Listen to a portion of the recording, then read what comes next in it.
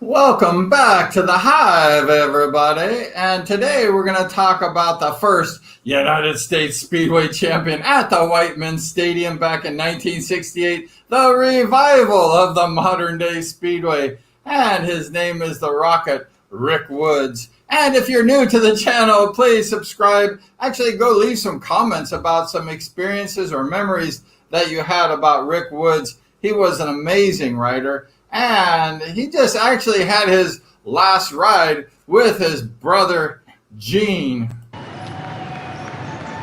Okay, stay back from the fence line all the way around the facility. Maybe you're not old enough to remember this stuff. Put your gate back up, guys. Oh, wait. Gene Woods will break your tapes. Gene Woods will break your tapes, and if he doesn't, his brother Rick will. That's Gene Woods at the controls, Rick Woods riding double with him. Between the Woods brothers, there were more main events, I would imagine, than anybody but the Bass brothers in Southern California. Gene and Rick ready to do this. Oh, no. No helmets, no nothing. Just slow. Putsy putz. Oh, yeah.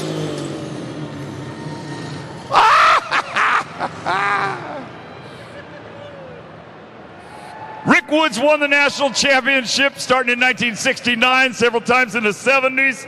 His brother Gene, I first announced him as a 9-year-old motocrosser at national minicycle events. You know what they don't get to hear?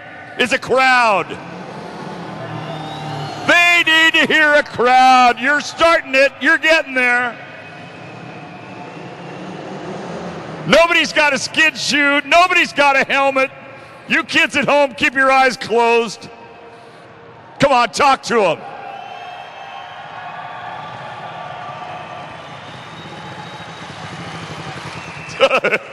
Wait a minute, Rick.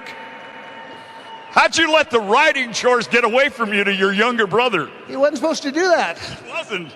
You were supposed to go slow. I was. Oh, you were? That was slow? Excuse me now? I didn't hear you. That was slow? It was supposed to be a little slower, I thought. A little slower, he said. Yeah, well, that was good. I thought it was slow. You like that? Hey, wait a minute. These two guys need to hear you. Would you please say hi to the Woods brothers? Thank you, gentlemen. Thank you both for being here tonight. I'm out of breath from sitting there. It's just from riding shotgun, right? Are you racing anything this year? You were doing off-road for a while with trucks. Yeah, we were doing the stadium off-road stuff. We're just waiting for a little more money to come in and we'll be okay. Need a sponsor too? So do I. Yeah. Okay. And there were questions about your health. You're looking pretty good right now. Feel pretty good, just energy levels real down. Okay, well, next time. I've been on the couch for about 6 months. And next time you tell him, I'll handle the throttle. Yeah. Okay. Thank you, guys. The Woods brothers, ladies and gentlemen, once again, if you would. Rick says, I'll handle it. Gene says, no, There have been a few different people win the World Championship of Speedway Motorcycle Racing representing the United States of America. None of them have won it twice. None of them have won it twice. Embracing Rick Woods right there is the only American to win the title twice, Mr. Bruce Penhall.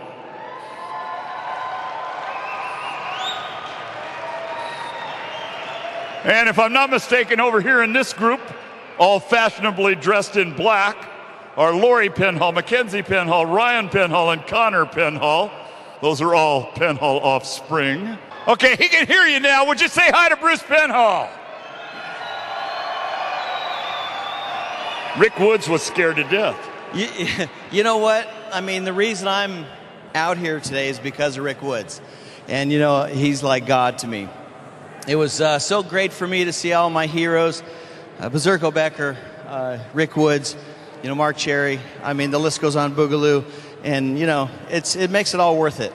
I'll tell you what, though, I am so glad I'm wearing underwear tonight because I'm about ready to crap myself. Hey, Gene. We have Gene Woods in the Hive. How you doing, buddy? How you doing, Ryan? Doing good. Got a choppy audio again, man. Oh, man. Sounds good on my part. I'm sorry. Yeah. So how was your, so tell us about that experience that night at Industry with your brother Rick. I had a little difficulty hearing you. breaking up. Very. I was just going to ask you, how was your experience that night with Rick? Did you? Are you on your headset again? No, I'm not on the headset. No. I'm sorry.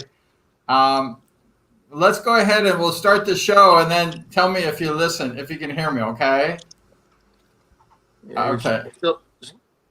I get you occasionally, and then you break up. So. Oh, man. Okay, so we had that race with Rick Woods, and actually it was just a show at the... Brian, let me try leaving, and I'm going to come back. Let me see if that helps. Okay. Gene's having a difficult time getting a hold of me, and we want to talk to Gene because, you know, Gene is the younger brother of Rick, and he knows a lot about Rick, and, you know, he has a lot of stories to tell, and he has a lot of secrets also. So we have Tammy here visiting. Hello, Tammy. She's visiting from Ohio, and I hope you're doing well. Hopefully we'll get Gene back on the show here. We're waiting for him, and I hope you're doing good over there, Tammy. And we're just going to continue the show. Rick was born June 11th, 1948, and sadly, he passed away September 1, 2012. And he was mainly a Southern California racer, Rick Woods was. He was from Huntington Beach, California.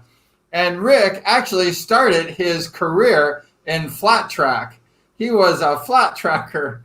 He was a good flat tracker. And then actually he was racing all over the place. He was racing at Ascot Park, El Toro Speedway, Southgate Speedway. And then actually he became a Speedway star when Dude Criswell, he started recruiting all the TT riders to race at the Whitman Stadium back in 1968. And so actually that's when Rick Woods became a Speedway rider.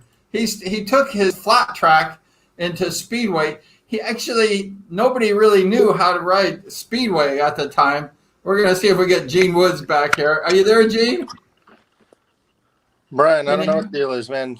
Audio's still choppy. Can you hear me okay? Yeah, perfect. It's perfect. Maybe I'll text me a message. Text me a message. Okay. And so there's Rick Woods, and Rick was a famous flat tracker, and actually he was riding the flat track those days, and he didn't really know how to ride Speedway because in the early days of Speedway they just knew how to ride flat track pretty much. And so that was kind of his early days. And as you notice, Rick was sitting down on the seat. He was riding Speedway pretty much the flat track style. That's how they rode it back in that day. And there's Sammy. Can you hear me? I got your audio. Oh, very good. And there's Sammy Tanner and Rick Woods. And of course, Rick is beating Sammy. Sammy was one of the greatest TT riders in Ascot history. I mean, he won over 400 races. He was the king of Ascot.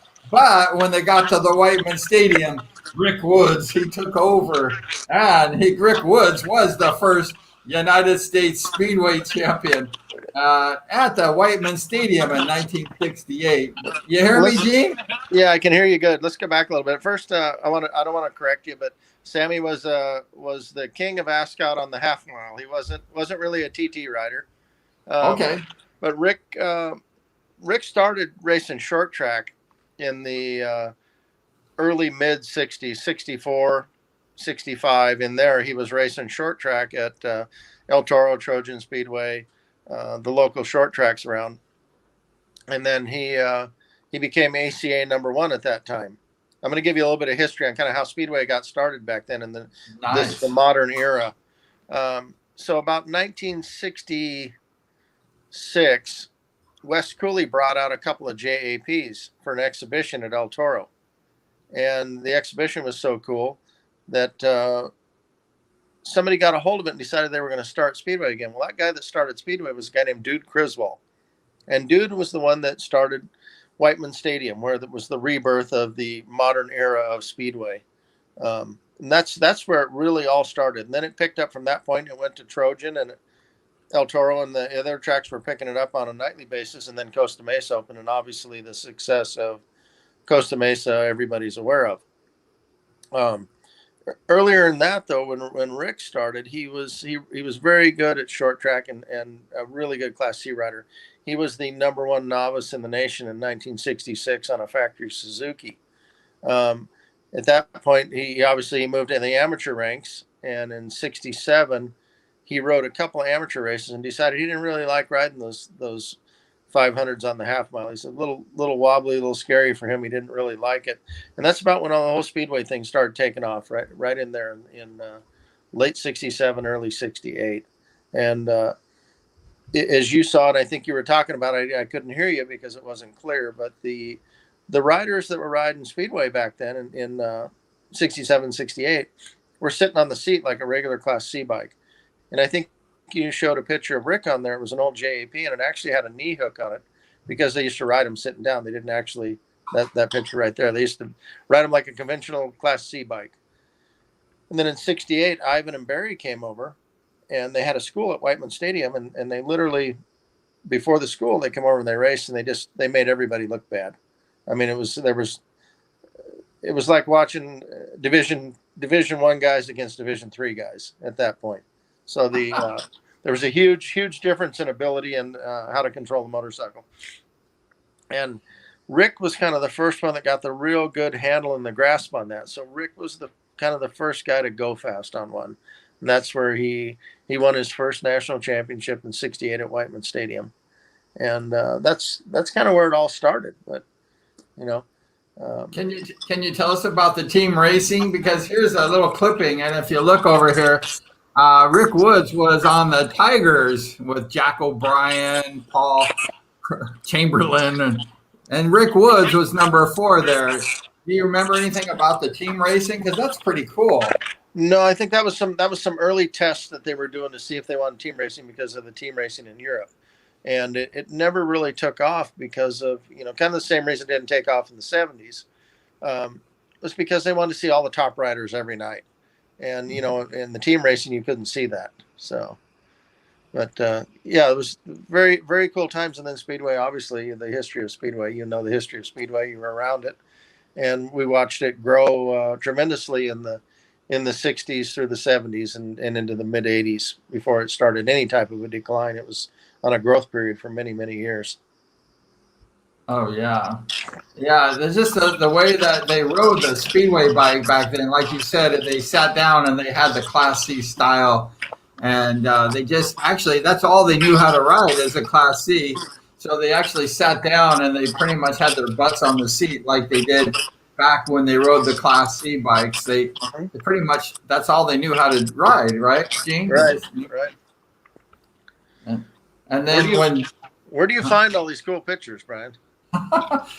I'm a collector of pictures. Okay, I go everywhere and find these pictures. And you like those pictures, huh, Gene? Yeah, you find some good stuff. Yeah, and then like you said, when Ivan Major came over back in '68, actually we lost you. We lost Gene. We lost Gene Woods. What happened to Gene? But we had Bruce Hazerat on the show just a short time ago. And actually this Monday night, California time, we're going to have Bruce Hazerat back on the show. He's scheduled to come back. And he talked about the Whitman Stadium, about actually Ivan Major when he came back. Here you go. Got Gene popping back on here. Hi, Gene. I lost you there, and now your audio's back to being terrible. Yeah, we lost Gene Woods. But... So, I was just until you get a better signal and your audio gets better. Okay. Well, actually, what we were talking about was back. We had Bruce Hazerat on the show, and he actually raced with your brother Rick. And Bruce was a pretty good rider, and Rick was a better rider, I guess. And Bruce was telling us that when Ivan Major came over, like you mentioned in 1968.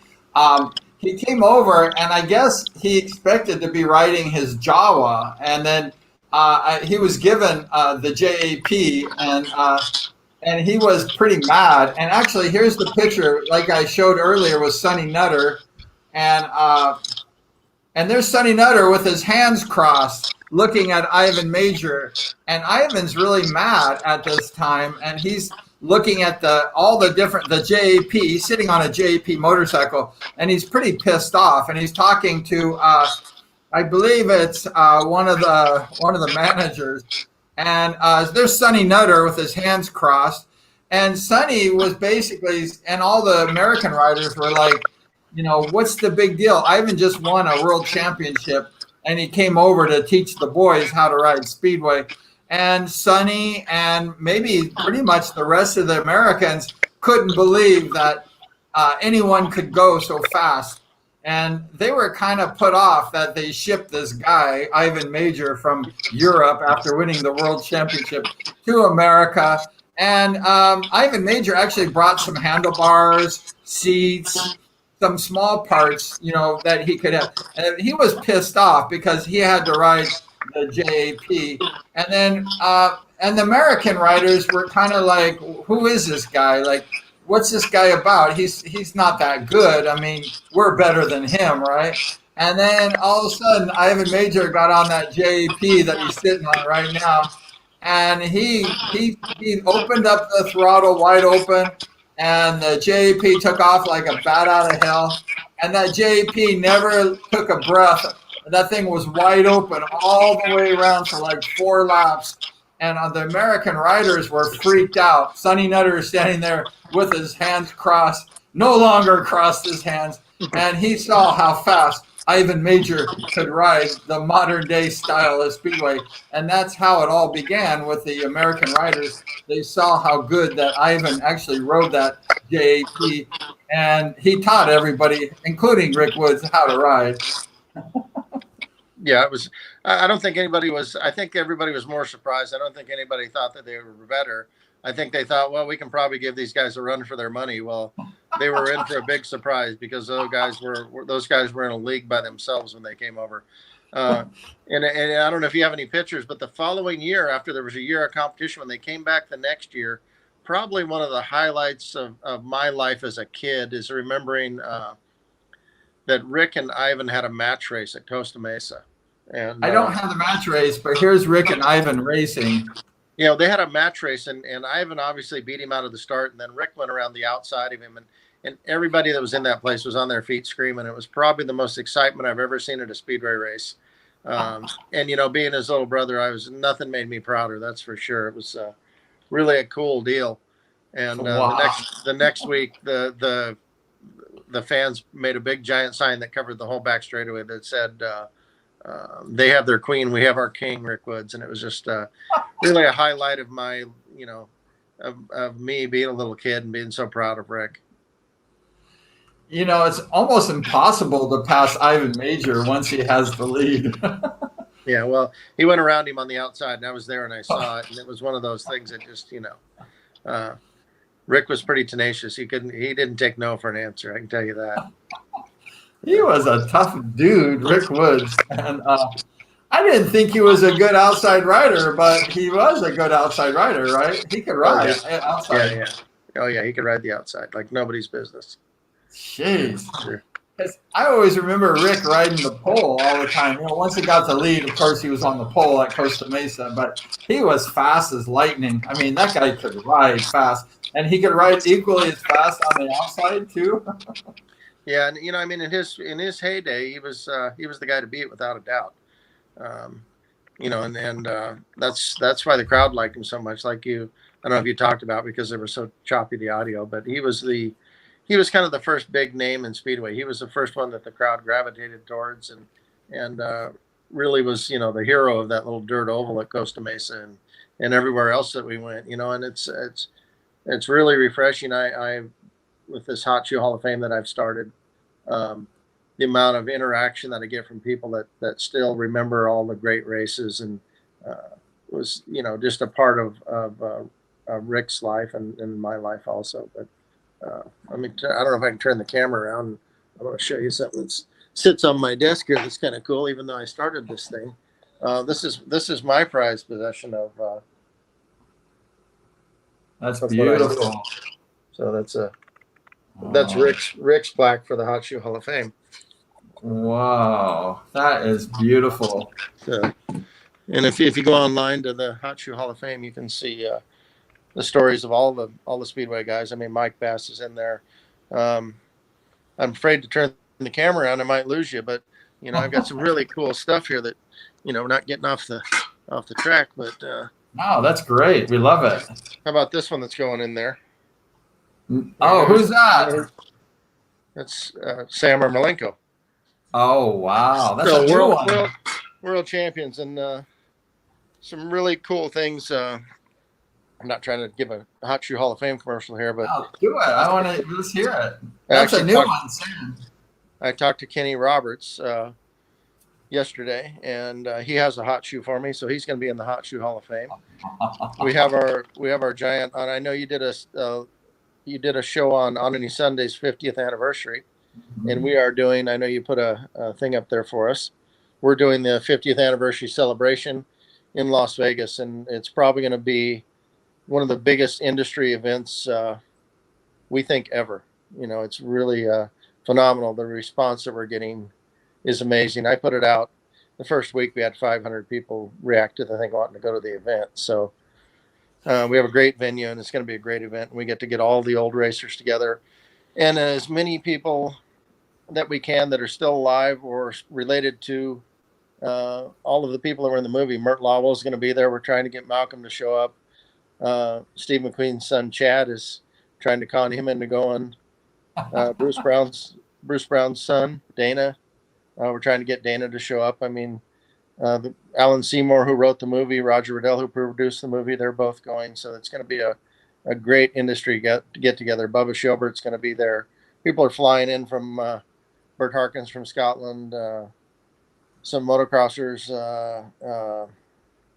the Flying Hawaiian, he's coming over from Hawaii. John DeSoto, the first American world champion, Brad Lackey's going to be there. So it's going to be a great event. We're going to honor a lot of amazing people from the motorcycle industry. Oh, that's awesome. That's really cool, Gene. You're doing that because it's the 50th year anniversary of that great movie on Any Sunday, and a lot of these guys are getting old. It's been 50 years since the movie, and they were like 20 years old or so when the movie was made. So they're like 70, maybe 80 years old, some of these guys. So this may be the last 10-year reunion, for some of these guys. So this is really fantastic that you're putting on this show for them. Yeah, and it's really great here. Las Vegas is made for that. So it's quite an honor for us to have this thing, and we're getting such a great response, and I think it's going to be a great thing for the whole motorcycle industry that we're doing.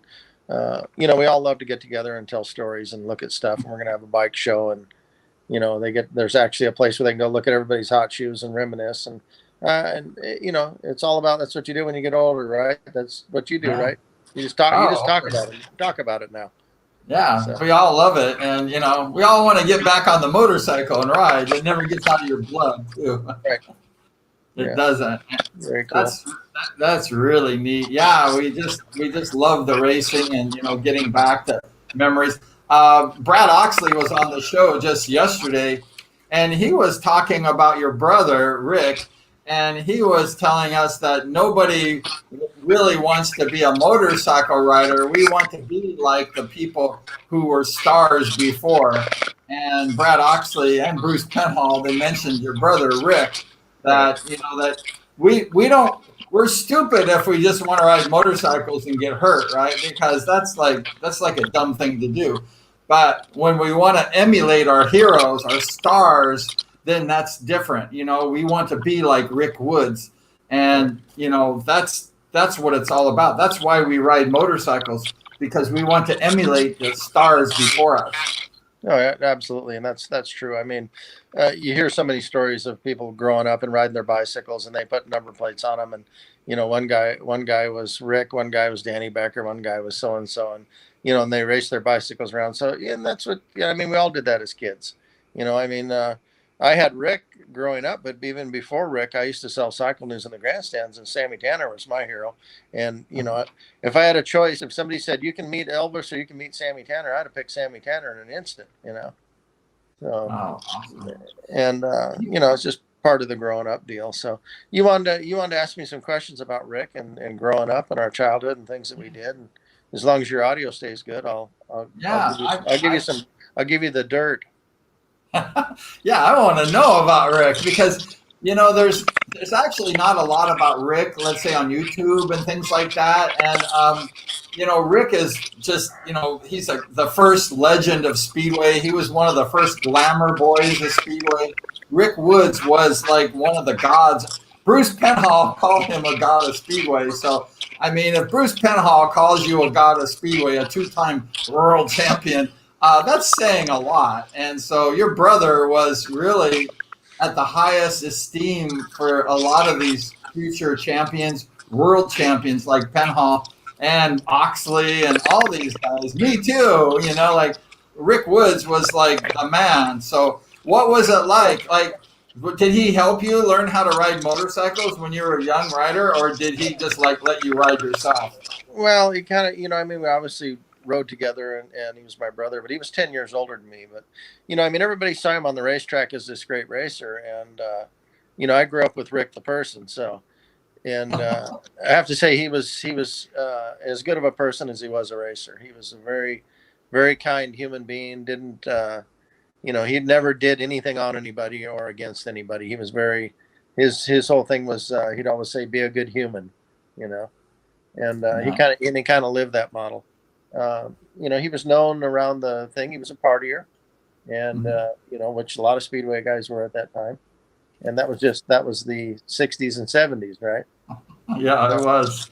It was, he was known for that, and it was, it was cool. It was cool growing up riding. He was a great brother. He helped me with my first car. My second car he actually got me. My second car was a real badass Volkswagen. I mean, that came from my brother. It was a drag race Volkswagen. He always made sure that I was taken care of no matter what. It was kind of what brothers do, but I was very lucky to have a big brother that always looked out for me. I know when I even after he retired from racing, when he'd come to the races, he was always the first. If anybody was going to give me any flack, man, he was the first one there. So he was your bodyguard too, kind of like your defender. Right. I got some bad audio again. Oh, okay. Well, there's Gene Woods and his brother Rick and Ed Schaefer. Little Gene Woods, and look at his brother, his care for him. He really loved his brother Gene, and Rick was just really a good guy. I mean, he was just a lovely brother. He adored his brother Gene, and he just really was like, although Gene had his matching Rick Woods leathers on, and Rick Woods was proudly displaying his young brother. And then at the Costa Mesa, you have Rick Woods, and then you have the young Gene Woods there, and then little Jeff Wardy in the hive there. And little Jeff Ward was, God, it looks like he had one of those almost Moran brother uniforms. And, they were good. And actually, they went ahead. Rick was helping Sean and Kelly Moran back in the day. They were riding that junior speedway bikes, the Moran brothers, the famous Moran brothers. And it looks like Ed Schaefer, Gene Woods, and Rick Woods' mechanic. And then there's older brother Rick helping out. I don't want to interrupt you, but the guy in the picture on the right is Tom Moran. That's it's Sean and Kelly's dad. Oh, that's the dad. He looks like Ed Schaefer. Sorry. Oh, that's the papa. Do you remember his dad? Did you ever meet him? I got bad audio again from you. Oh, okay. I'll tell you when it comes back on. Okay. We're losing Gene's audio. Sorry. And then that's the Moran's dad, and that's not Ed Schaefer. I couldn't tell. It's a side profile. And Rick, Tom Moran. Tom Moran. Did you know him? Yeah, of course. It was kind of funny when the Moran brothers started. They obviously, I was just beginning racing too. Before they even started, we all raced mini bikes together, and I gave Sean and Kelly 2 sets of mile leathers because obviously I'd outgrown them, but I had them when I was a little kid, back when Jeff Ward and I were racing, and I gave them their first sets of real leathers after the Shamrock leathers that they had there. And what the cool part was, about I guess probably 30 years later, Sean Moran showed up at my racetrack in Victorville with the set of leathers that I gave him. So I still have them to this day. So it's really, nice. really cool, And to think that I gave a set of leathers to the future world dog track champion was very cool. So those are the leathers that you had. You gave him, and then he returned them back to you. Is that what happened? Yeah. You're getting choppy audio again. I'm not sure what's going on with your. I think it's your signal there. It's dropping in and out there. Oh, I'm sorry. Yeah, now you're good right there. You're good. So you got the leathers back, right? The leathers that were that you gave to the Moran, Sean, and then Sean gave them back to you. Yeah, they're actually Team Motorcycle Weekly leathers, which was really cool. Yeah, and I still have them. So nice. So yeah, that's cool. And so your brother Rick, did he have a lot of girls chasing him, because he was a really handsome guy? Yeah, I think so. And even until right around when he passed away, I mean, even my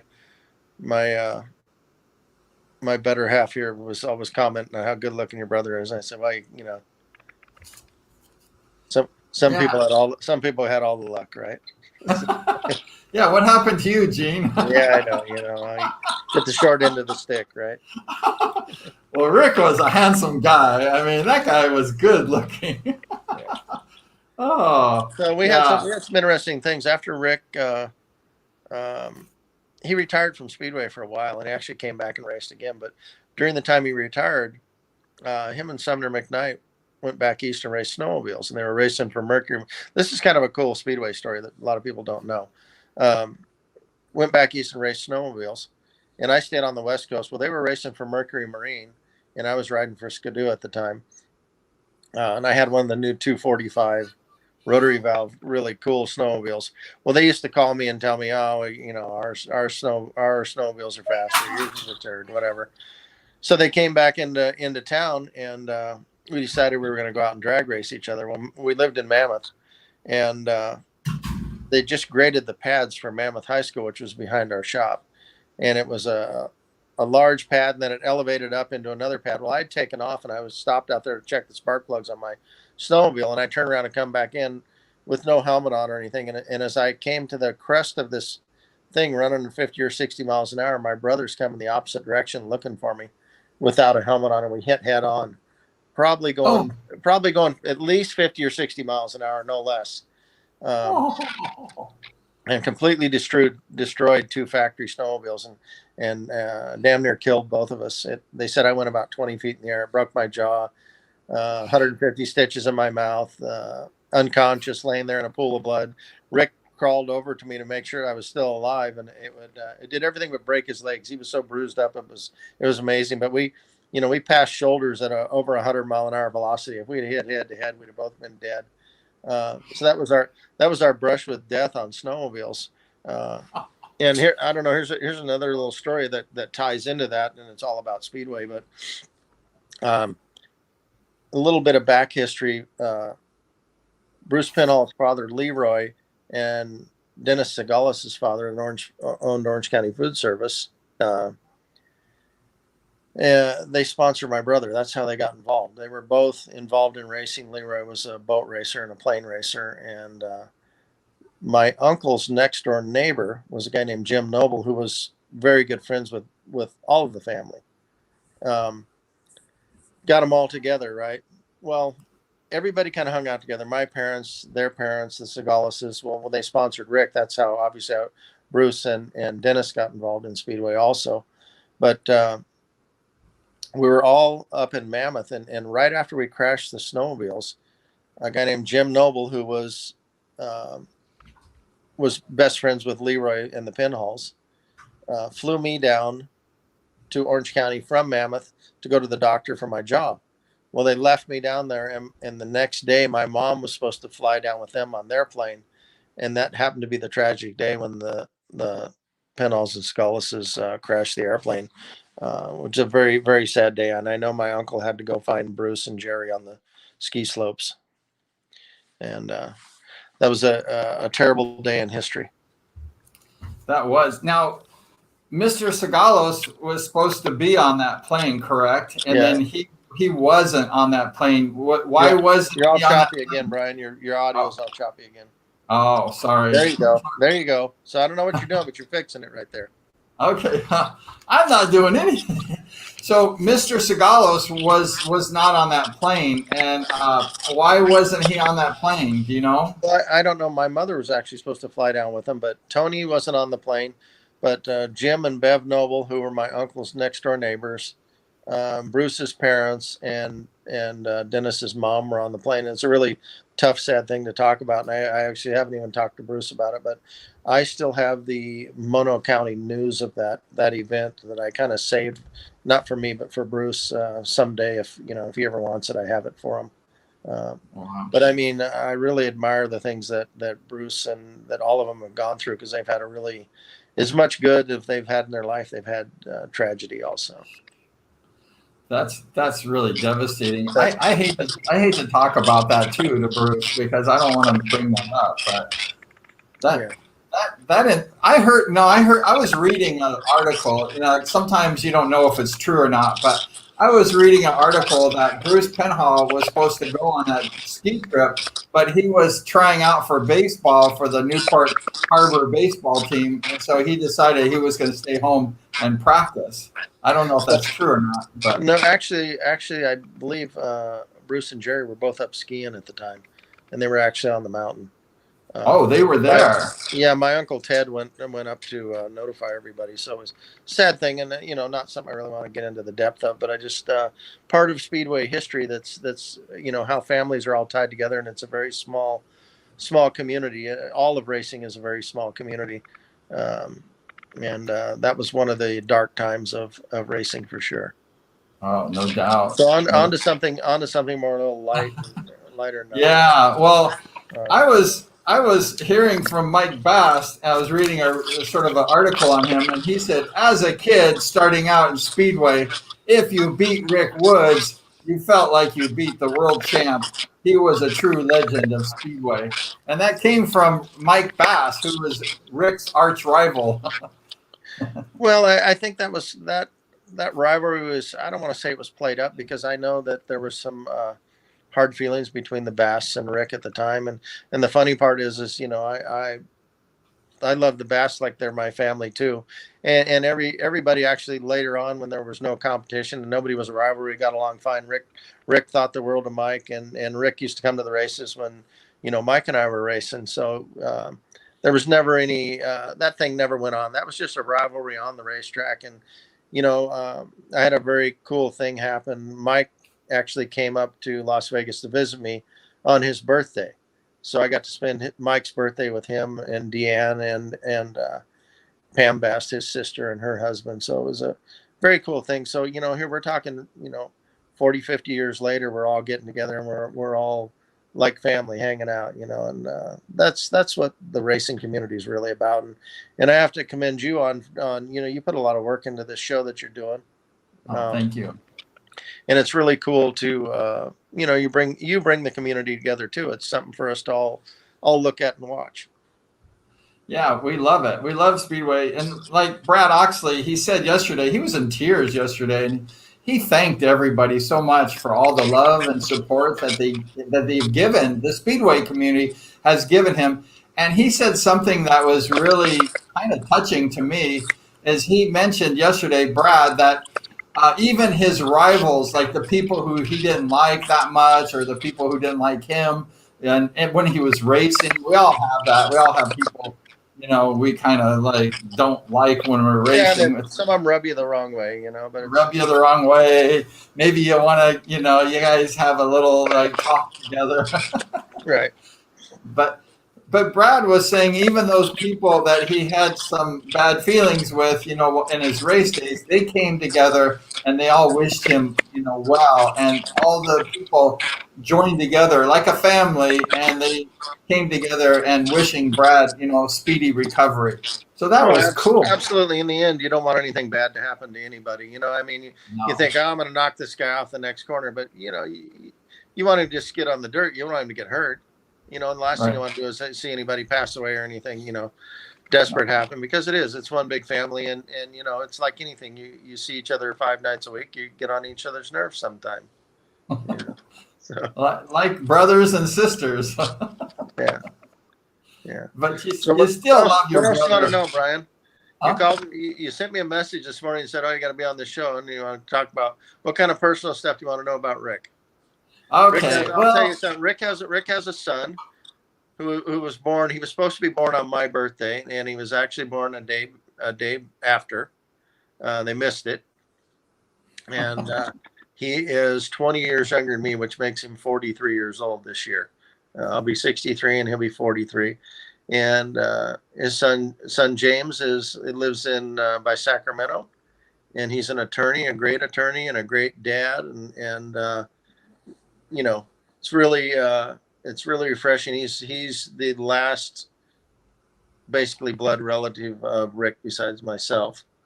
And you know, so that's our family. Our family is very small. I mean, I have a daughter and grandkids, and Jamie and his family, and that's where the bloodline ends. We don't have anybody else that's still around.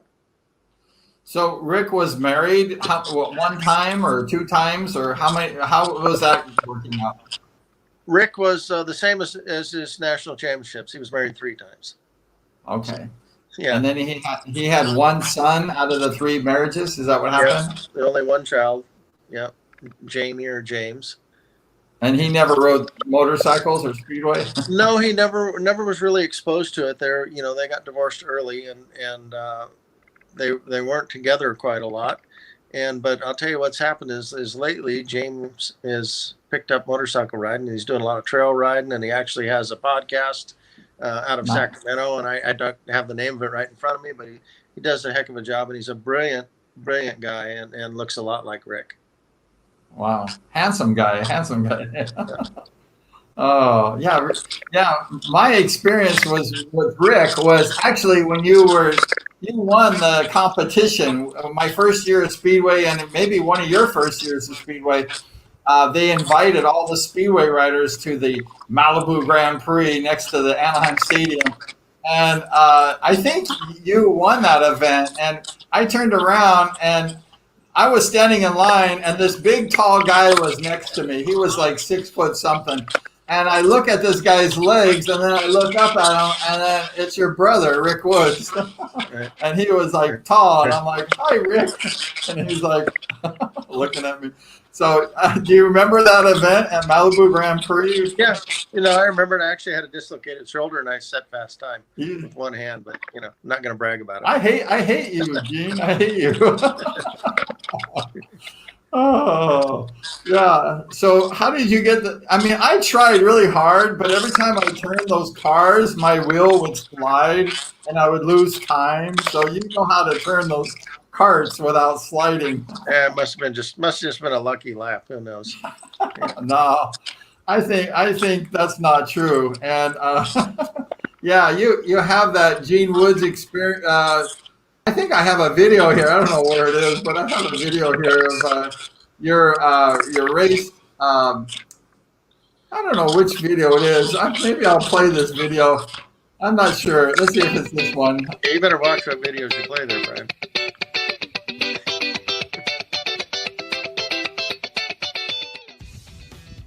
Gene Woods is also a Speedway promoter. He promoted the Sin City Speedway in Las Vegas.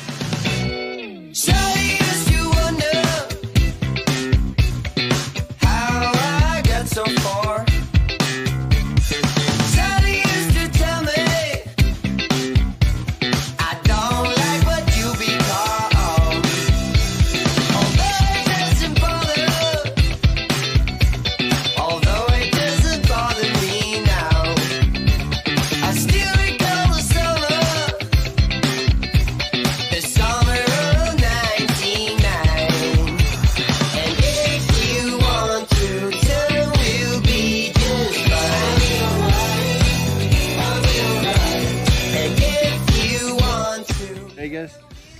and he also owns a business called the Gene Woods Racing Experience. It's a go-kart track in Las Vegas.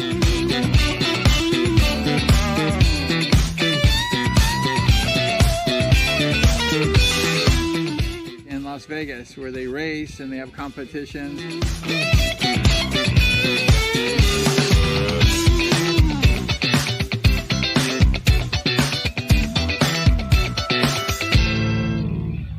The days are getting longer. No more hiding inside. Beauty makes me wonder. Oh, that was a little clip. I got bad audio again, Brian. I know you were playing a damn commercial. Okay. Well, we'll try. Okay, there you go. You're back. Try to get You're you back again, Gene. Yeah, you're sounding good again. Okay. No, very, very cool. Yeah, we're very fortunate. I was actually out at I have two go-kart tracks here in Las Vegas. I have an outdoor track right next to the airport with probably the best view of Las Vegas anywhere. I mean, you can see the full strip. And I was out there with my grandkids today, so it was very cool. They were out there running into the customers, getting in trouble with me. But and then I also have on Fremont Street, where the Hot Shoe Hall of Fame is, I have an indoor slick track, which is, it's speedway and go-kart. You're sliding the thing sideways. They make power and spin the tires. And it's really a good time. And that's, the reason I have a slick track is because of speedway. So you have to slide. You have to slide to like stay on the track, right? I mean, it's like a sliding track. You have to slide to get around the corner. If you can't slide, you don't make it. So it's really cool. And I wish Rick was here to share that with me, but unfortunately, he's not. But well, we have a video of Rick and his older days, and actually, he was a good mini bike rider, and he was.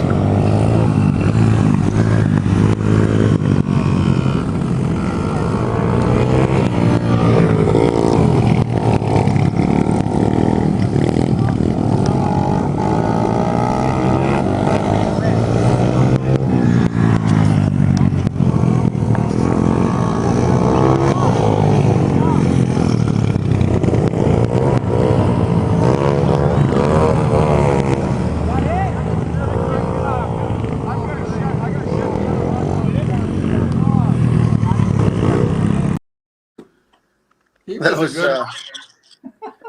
well, let me tell you about what that was. We did when Rick had his colon cancer. If you look closely on that, he actually had the machine that distributes chemo to him. He was wearing that while he was riding that mini bike. And we did a benefit fundraiser for him there. And once again, the entire race community came out to share. That was actually in my backyard in my house in California. We had a little speedway practice track and a motocross track there. And it was really great to see all these people come together. We had several hundred people show up for this event to support Rick and raise money for him. And it was really a great thing. So did he know how to ride a mini bike at that time? Yeah, he could ride anything. He was just screwing around. Oh, that was great. I saw that and I was like, this is classic. I mean, this guy's won all the championships and he's one of the greatest riders of all time. And then he's on this mini bike with 3 wheels or whatever it is. Yeah. Oh, that's really good. Yeah, Rick was really, really an amazing guy. And did you, like, when you were growing up, did people remember you from high school being Rick Wood's brother, or did you just blend in and be like a normal guy? Well, no, I didn't run around with a jacket on that said I'm Rick's brother on or anything, but I did sell cycle news in the stands the whole time he was racing. So, and I was obviously there with him most of the time. He didn't leave me at home. He took me with him when we went to the races. So that was my spark. And I don't lose you, but you can say hi to. I still keep him around. So I don't know. Oh, beautiful. So that's Rick. So.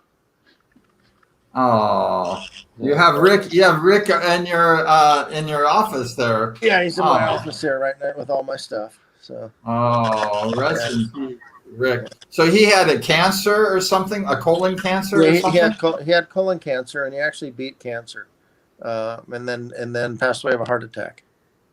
Oh, he had a heart attack. He had a heart attack. That's what he died from. Oh, I didn't know that. So. Yeah. he was sick for quite a while, correct? Like before he had the heart attack, he was sick, kind of like he looked kind of sick when we had that video of him at the Yeah. industry. He Well, he didn't was look like he was feeling good. Yeah, he was on chemo at the time, and he just had major surgery.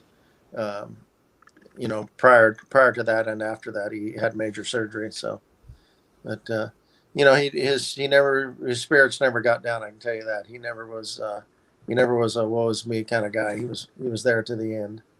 So. Did he ride motorcycles a lot? Like after Speedway, was he like riding street bikes and riding cow trailing, or he just no bikes? Not at all. We didn't ever go trail riding or anything like that. You know, he did. He had a couple of street bikes, but never really rode anything extensively. He lived down in Oceanside for a while, and he would go to the breakfast place maybe once a year on a motorcycle. He was not. Neither of us were really guys that rode on the street. Too dangerous.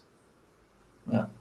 Well, there's guys probably like you guys, and then also, like I say, I talked to Bruce Hazarat, and he's going to be on the show Monday, and he told me I don't want to ride motorcycles. I just want to race, and if I can't race motorcycles, I'm done with it. And I'm like, wow. Yeah. I mean, it's just a pure racer. You know, if you're not racing, screw it. You know. Yeah. Well, yeah. I mean, I can understand his point of view there.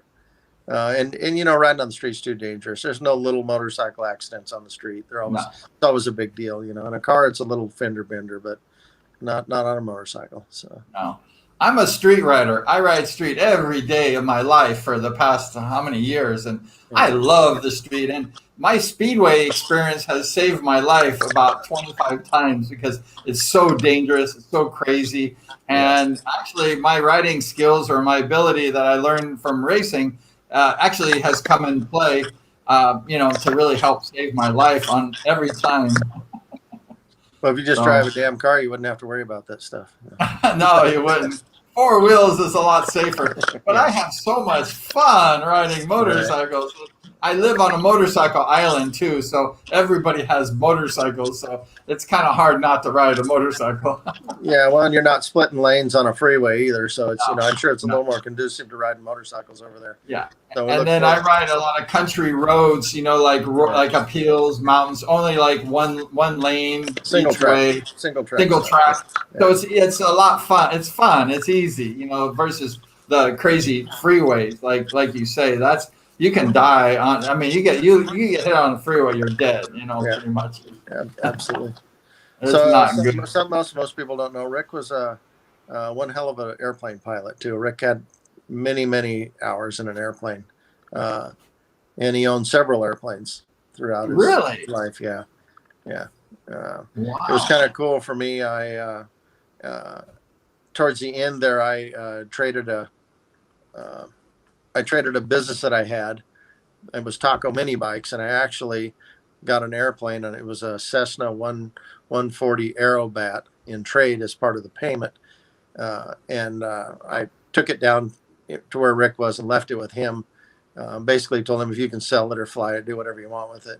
And so it was kind of cool. He got a little plane to fly around, and towards the end there. Nice. Well, I flew the 150s and the 172 Cessna. Hit that magic button. You're all chopped up again. Okay. Let's see if I can hit it. Can you hear me or not? No? Not yet? You're still choppy, but it clears up in a minute for some reason. Okay. There you go. I flew the Cessna 150s and the 172s before. And so the 140s must be smaller than the 150s. Yeah, it is. It's an aerobatic plane. That's what they are. Yeah, I flew. My friend was a captain of American Airlines back a few years ago, and we flew the 150s until it stalled. Then we went back, and then we spun, and then come out. Wow! Let me tell you something else most people don't know about Rick. Rick was probably one of the best mechanics that I've ever known in my life. He was when he was younger and when he was racing Class C and short track. He worked at Harbor Volkswagen, and he was a Porsche Volkswagen mechanic at the time, and one of the best there. And most of the people that are still alive that worked with him and know him, I still hear about that. And then later on, he went to run the service department for Jim Slimmon's Mercedes, and he was, he was trained, and then he had for many years we had Woods Marine down in Newport Beach in the Back Bay.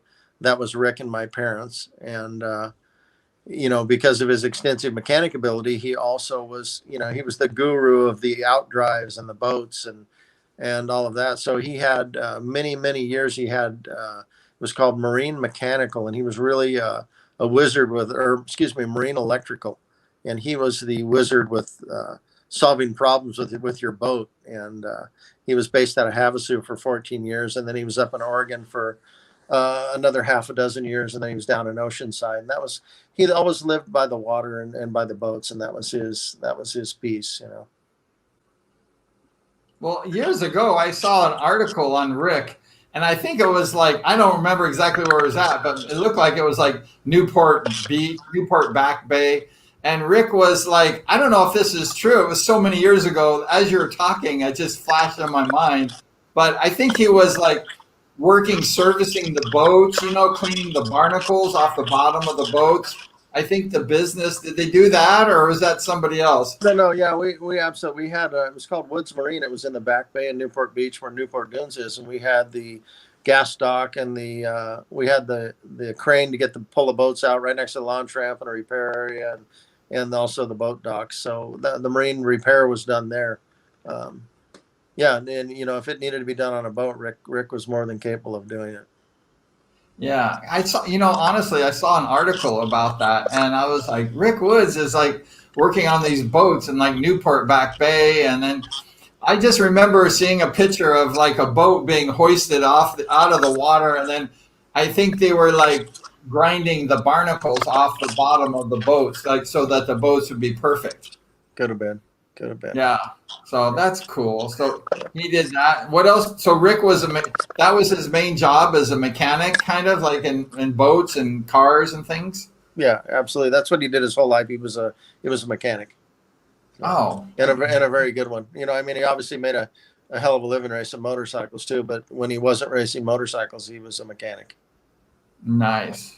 Yeah. Oh, so did he have any hobbies? Like did he like to do things, or did he just watch TV, or what was? No, he wasn't a big TV watcher. He was an avid water skier. We used to do a lot of water skiing together. And when he lived in Havasu, that was a great thing. I mean, he loved boating. That was his deal. He always had these sleeper boats, these his last one was like a 71 Formula, like kind of it was a V bottom hull that he had on Lake Havasu, and it had a little 6-cylinder straight 6 in the thing, but the thing made about 375 horsepower. So he'd go out and he'd race all these guys with their, $100,000 boats and beat them in this ugly old sleeper boat, So that was kind of fun. But we had some great memories. I mean, I would go out and visit him, and I had a boat company at the time, and we'd take boats out there and, get up at the crack of dawn, and we'd take off and we'd park out at Copper Canyon, and he'd break out the little toaster and we'd cook breakfast out there, just him and I sitting out there. Enjoying our time. Well, I saw this video of you, and I'm going to play it right now. It's of you, and then you're talking about your brother Rick and the 1977 United States qualifier, the Speedway qualifier for the national championship. What's up, Andy? Just driving in here from Vegas. You were ringing my phone off the hooker last hour. You got something you want me to see? Yeah, I got something more to see. Have a seat. So this is it? You want me to read this? It's on the computer? Yeah, I want you to read that post on my internet site. Wow.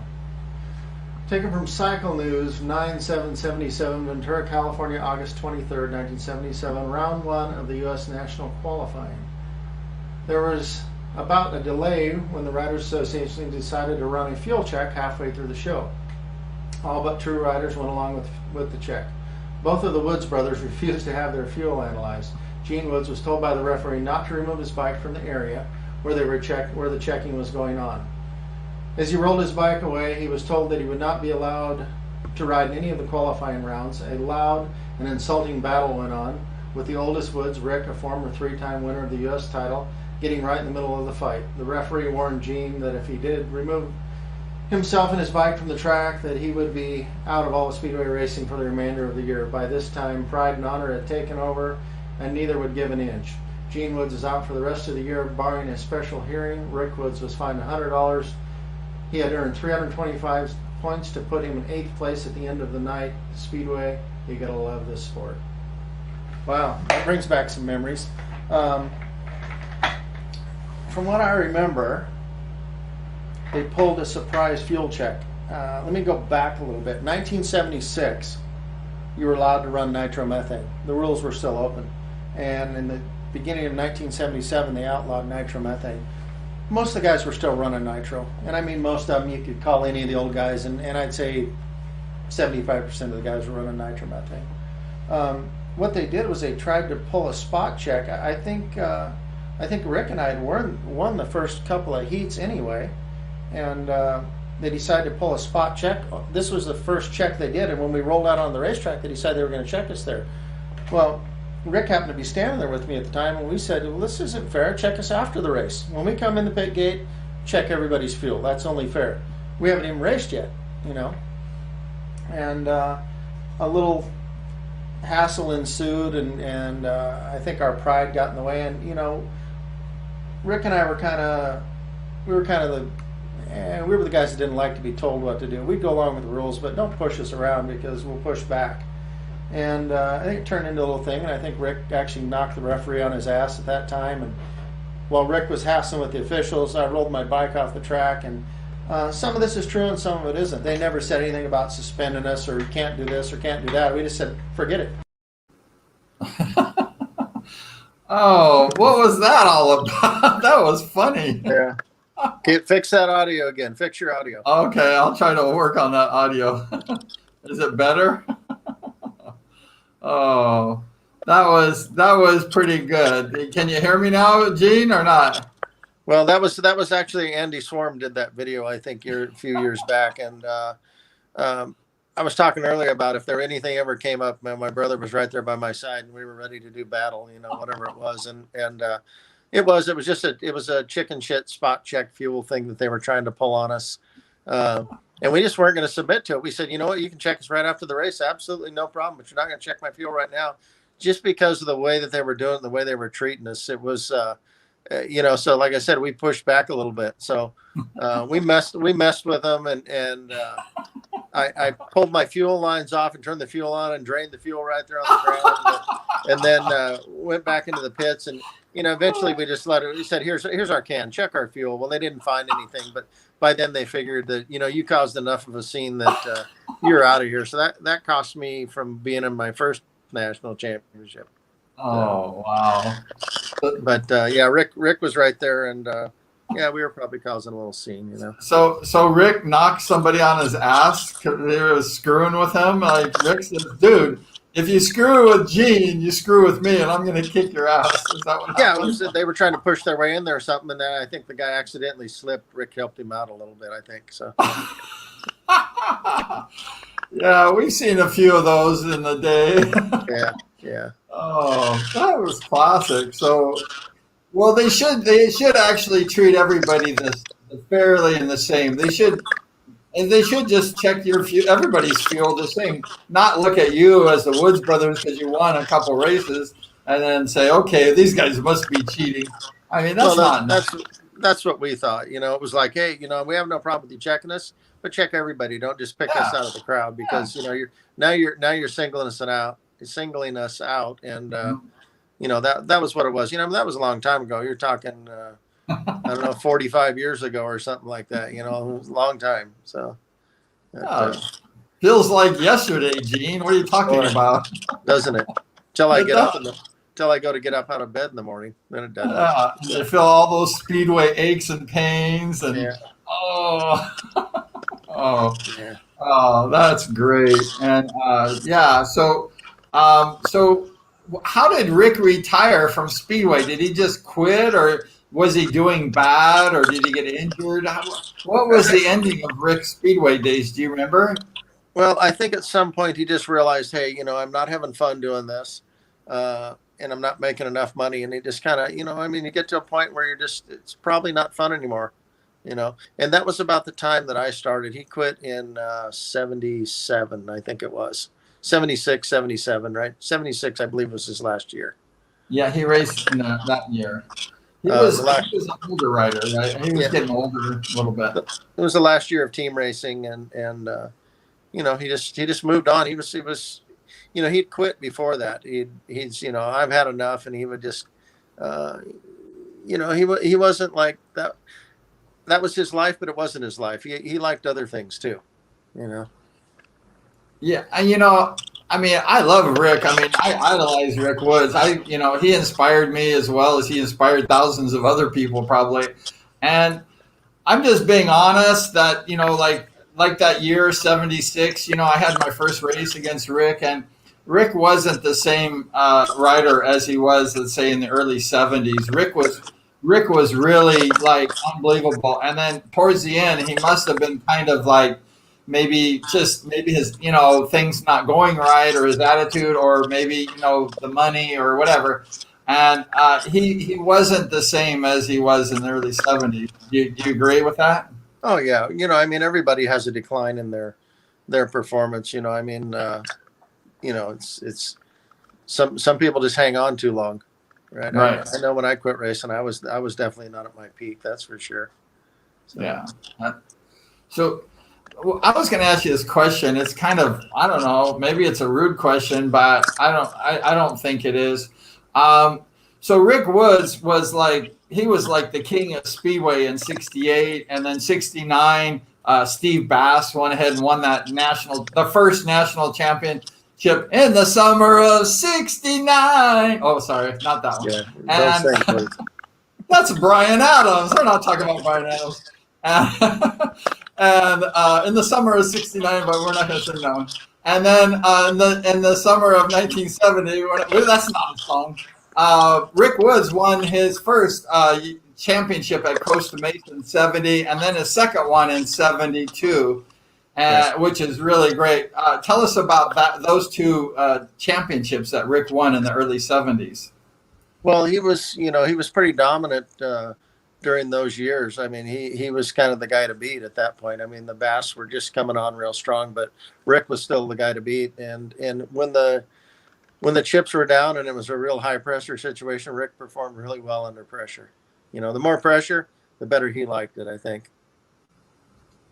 Yeah, he was good. And, you know, the 70s was really an interesting era of Speedway, really. It's kind of like there'll never be an era like the 70s because you had only 3 guys winning the championship, the United States Speedway Championship in the 70s. You had your brother, Rick, and then you had Steve Bass. He won one, and then you had Mike Bass winning 7. So the whole 70s, you only had 3 United States championships, the Bass brothers and Rick Woods. That's it. Yeah. Well, and the unfortunate thing is, you know, I started in 75, and so you had to race Mike Bass in his prime. And, you know, he was, I got around him a couple times, but you know what? 99% of the time you weren't going to beat Mike Bass. No. Yeah. Especially if Mike got the gate on you, I would say kiss it goodbye. If Mike was, if you didn't, the way I raced Mike only a couple times, and the first time he got the gate on me, and if Mike gets the gate on you, screw you. You know, you're not going to beat Mike Bass. So the second time when I raced Mike, I was really mad, and I said, I got to get the gate on Mike. I mean, if Mike gets the gate on me, I'm done because he's so good. He's so fantastic. And then actually I got the gate on Mike, and I got him, But Mike is so fantastic that if he gets the lead on you, you know, you better kiss it goodbye. I mean, it's hard to pass Mike Bass. Well, I think he was in a different level than most people when he was in his prime. You know, he was he didn't even make mistakes. I very seldom ever saw him make a mistake. You know. So. No. Yeah, Mike Bass was. So I was going to ask you this question: what was it like for your brother? Being so fantastic of a rider, which he was, legendary in the early 70s, late 60s. I mean, this guy was good. He was the king of Speedway. Matter of fact, when they opened the Costa Mesa, I will show you this in a second here. When they opened Costa Mesa Speedway, Rick Woods was the cover boy of the Costa Mesa, the Orange County Fairgrounds in the summer of 60. No, I won't sing that song. And in the summer of 69, it was Rick Woods. I mean, he was famous. And then after 1972, he didn't win any more championships, and it became the Bass Brothers. What was that like? Because, we're all motorcycle riders and racers, and we don't like to lose. Nobody likes to lose. We're not happy.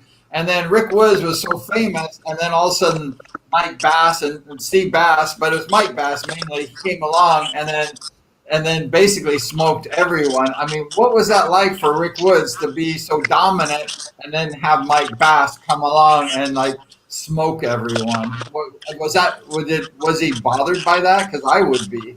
Well, I'm sure he never expressed it to me that he was bothered, but I'm sure, had he have continued having the ability to win at will like he used to, I'm sure he probably would have ridden a little bit longer. But Mike was in his prime and at that time, and every dog has their day, and Rick had his day, and Mike was having his day. Yeah. I mean, it's discouraging to see somebody like Mike, and Mike was having his day with everybody, not just Rick. I mean, Mike was cleaning up everybody's clocks. He was unbeatable wherever he went. That's for sure. And then you were lucky enough to race with Mike on the LA Sprockets in the Speedway team, and then you had Bruce Penhall also. I mean, and then there's a young Gene Woods. I mean, what was that like to race Mike Bass, to be teammates with Mike Bass and the future world champion Bruce the Fox Penhall? What was it like? Well, it was kind of shocking to me because I only rode about 6 weeks of Speedway prior to the team racing, right? And I was a second division guy. I started in third. I rode a couple of third division races. Then I moved to second division, and it was the end of the season. So I think I won like 3 of the 4 track championships in second division. Well, I didn't know what was going on, and they developed team racing in '76. And I got a call from Bruce Flanders and Steve Evans and saying, "Hey, we're drafting you onto the LA Sprockets."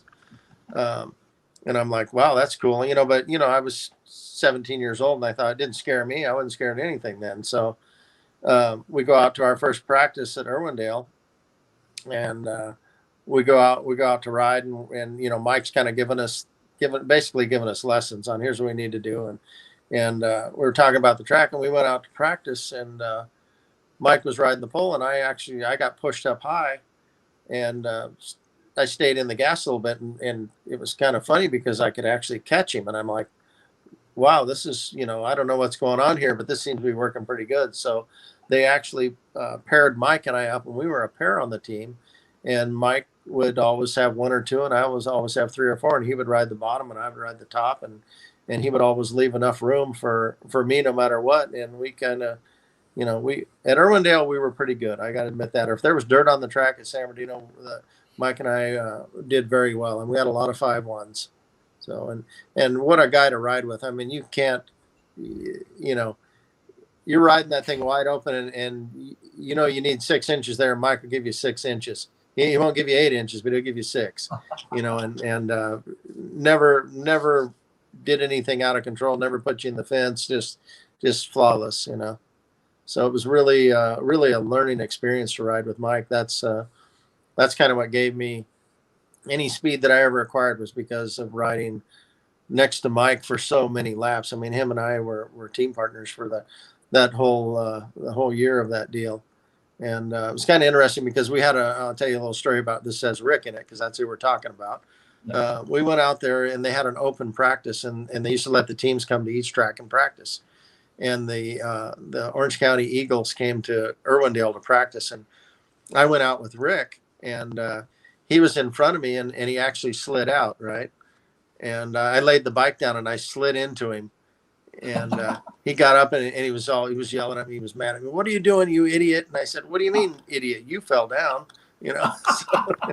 So he already had some animosity because I was riding on the other team with Mike, so it was a little bit of a rivalry. But well, Rick was probably mad because he was on the last place team, the Orange County Eagles. They sucked, the team. And then you were on. Hit that button again. Your audio was messed up. Oh, okay.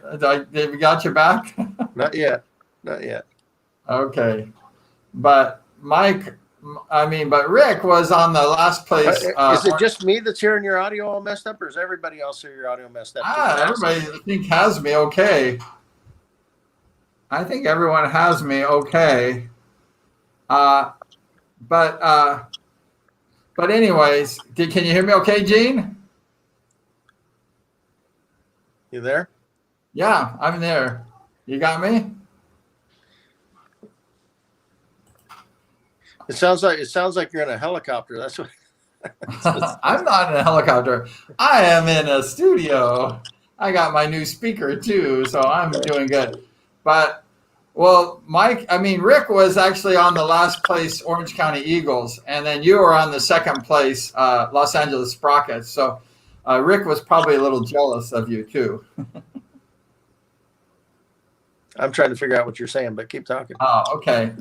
Anyways, yeah. So they went ahead and they had like the team racing, and then Rick Woods was on the Orange County Eagles, the Speedway team, and so that's kind of how that worked out.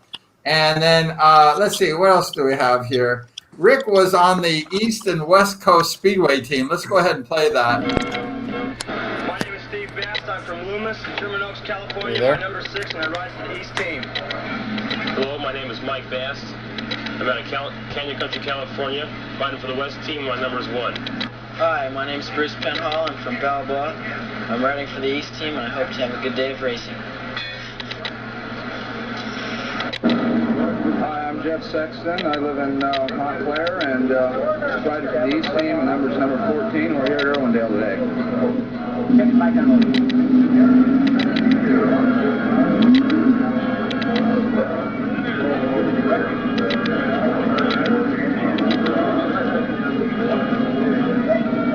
My name's Sonny Nutter. I'm from Topanga, California, number 19, and I'm on the Eastern team. Yeah. My name's Phil Cody. I'm from Garden Grove, California, and I'm on the Western team. I'm Mark Cherry. I'm from Reseda, California. I'm number 7 on the West team.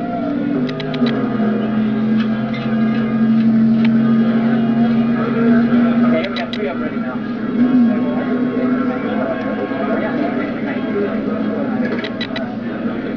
Because we don't have to spoil that. Hello, my name is Rick Woods. I'm from Huntington Beach, California, and I'm here today competing on the West team. My number is number 2, and we'll see what happens shortly. My name is Larry Shine from Fullerton, California. I'm riding for the East team today, and we're going to put it on them. I'm Steve Nutter. I'm from Southern California. I'm going to be riding for the West team today, and I'm number 18 today. Thank you.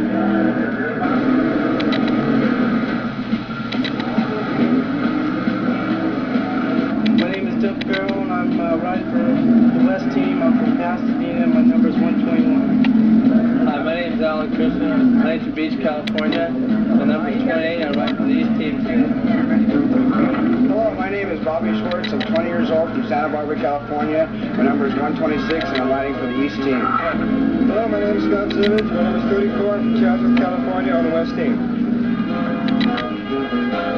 Here we go. Do you remember what that was about, the East-West team? Do you remember that, Gene?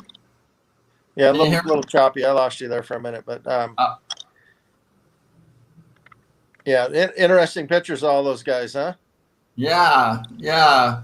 And just all the old-timers, they're really good. And, I always think that those guys in the 70s were really classic, and you have all those guys. Can you hear me okay, Gene? Yeah, I can hear. All of a sudden, your audio came back. So okay, great. I don't know what happened, but it's the wonderful world of the internet. So there you go. Don't worry about it. What do you expect from internet from the Philippines? What do you expect? And I pay for the most expensive internet I can afford. So it's probably like $3 a month over there, isn't it? Well, the internet, let's see, is like almost $100 a month for me. Wow.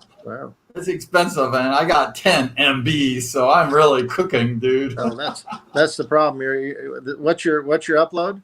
You got 10 up? 10. That's the most we can get right now. Yeah, that's what causes it. Yeah, I was in the live streaming business there for a while, so. Yeah. I mean, they said, I don't know. I'm waiting for them to go to 50 or 100, and then we can do that one. Right. Right. There you go. Cool. So yeah. So did Rick race in the World USA versus the World? Was he in a few of those events? Yeah. You remember? Yeah, he was in those. Uh-huh. How did he do? Do you remember? Well, I don't know. I can't remember all that stuff. You know? So, you're the historian. You're supposed to know. Well, I know he was in a couple, and then a couple he wasn't in a couple too. So I don't. He was in a few, and then a few he wasn't. So he was kind of off and on. I think. Like I said, he quit in 70. Probably 72, 73, right around there. Came back in 74. You know, we went he went snowmobile racing with Sumner for a year, and then went back riding speedway, and you know. He'd just get the burnout syndrome and then go do something else. Yeah. So Rick was good friends with Sumner McKnight. Is that true? Yeah. Well, Sumner was like my other brother. So we grew up together from the time I was a little kid. That's a whole story that's pretty phenomenal. I'll give you a quick synopsis of what happened. I was riding my mini bike at Saddleback Park, and this guy comes up to me and says, "Hey, you're Rick Wood's little brother, right?" And I go, "Yeah." And he goes, "I want your brother to teach me how to ride a speedway bike." I'm like, okay, well, we're heading home here. I'm going to load my mini bike up, and we're going to head home here shortly. You're welcome to come over. And he followed us home, and my mom cooked dinner that night, and he met my brother, and Sumner fell asleep on the couch at our house. And nobody knew who Sumner was or anything about him. And so this went on, and my parents invited him back the next night. He came back and had dinner and slept on the couch again. And we got this homeless guy staying with us apparently, and so this went on for quite a few months. And Sumner basically was living at the house, and my mom was cooking dinner, and we just like all adopted each other, right? And all of a sudden one day Sumner goes, "You know what? I think this house is too small for all of us. I'm going to get us a bigger house." And so he literally, like, my parents adopted him, and he adopted my parents, and became family. And the next thing you know, we're living on the Bluffs in Newport Beach, in one of the most expensive houses in Orange County. Wow.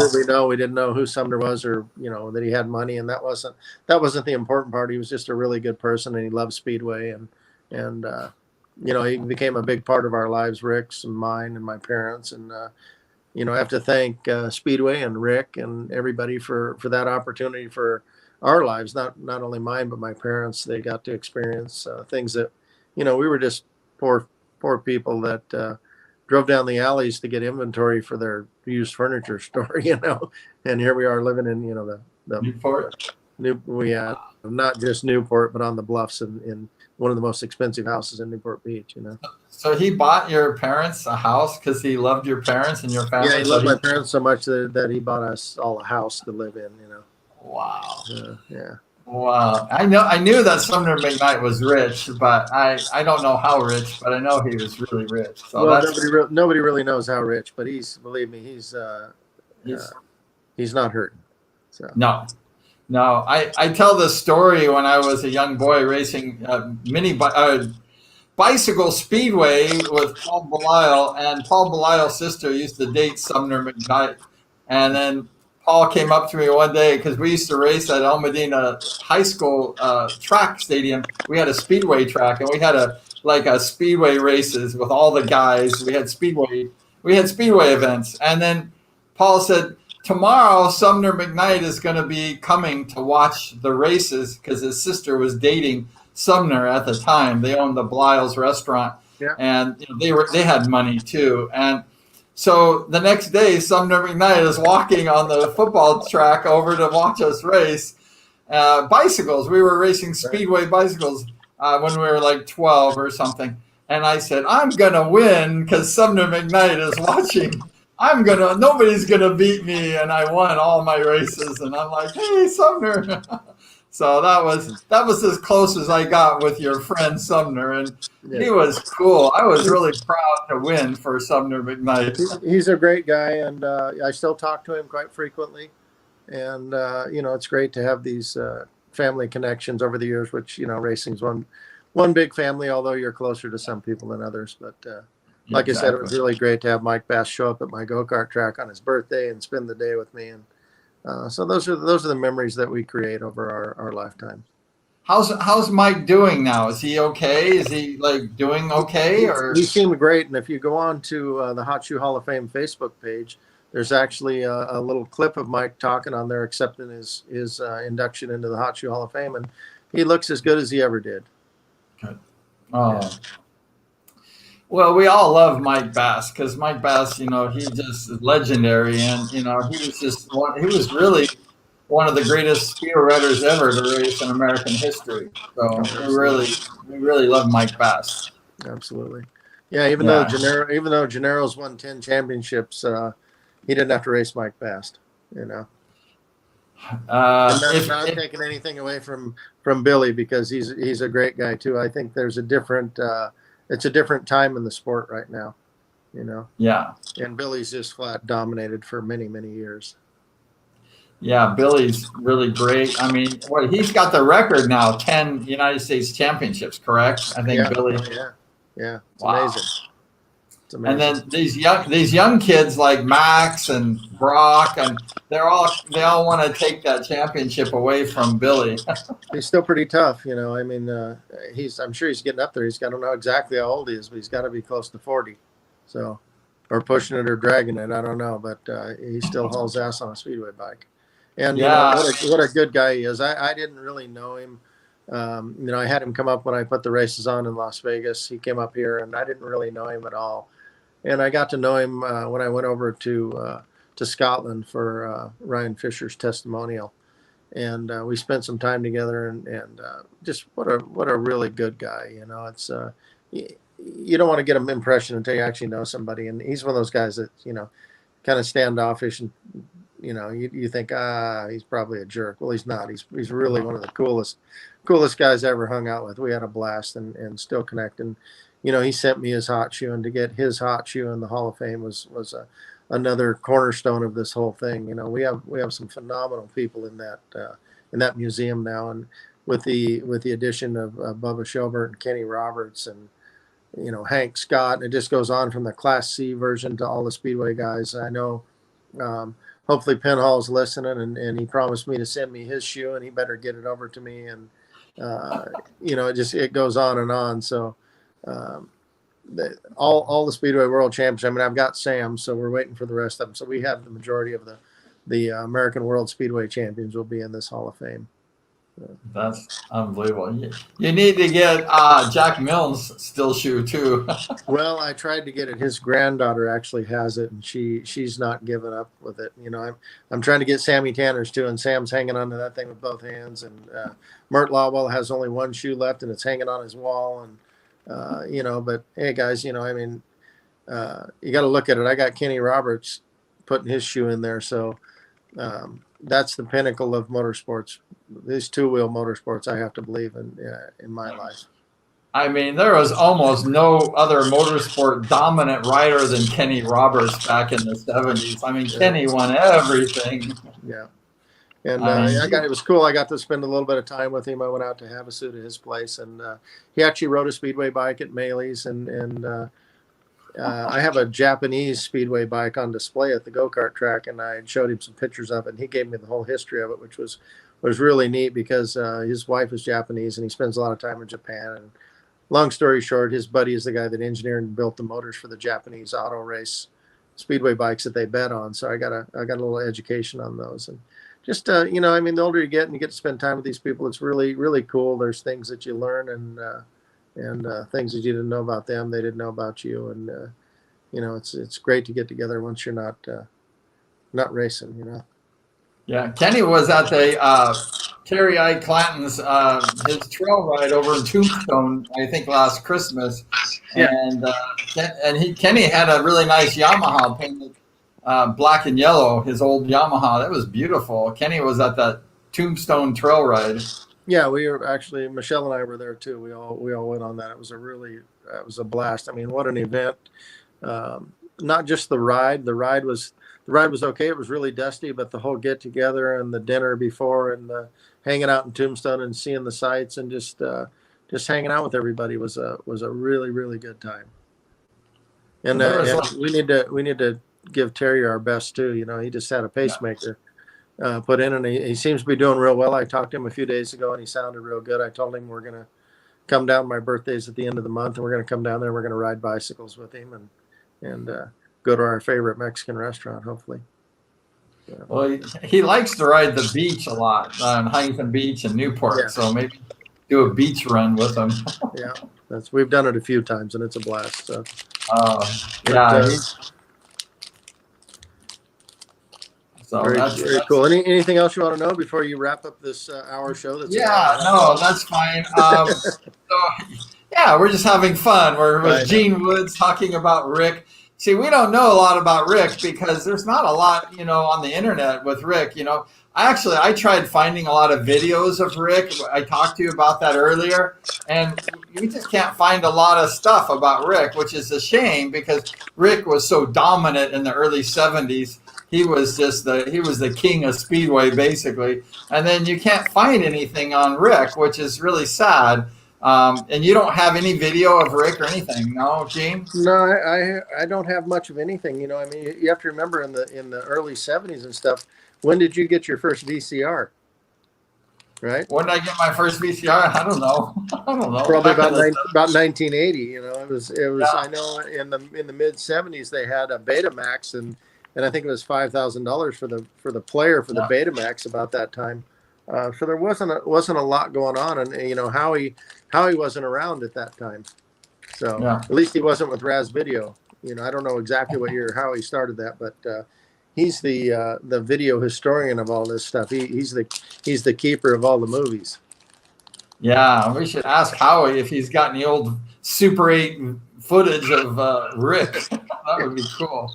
We need to put Rick on YouTube and get Rick out there because Rick was so amazing rider, and then we don't have a lot of footage on him, which is sad, really. It'd be great to have more footage of Rick, and that's.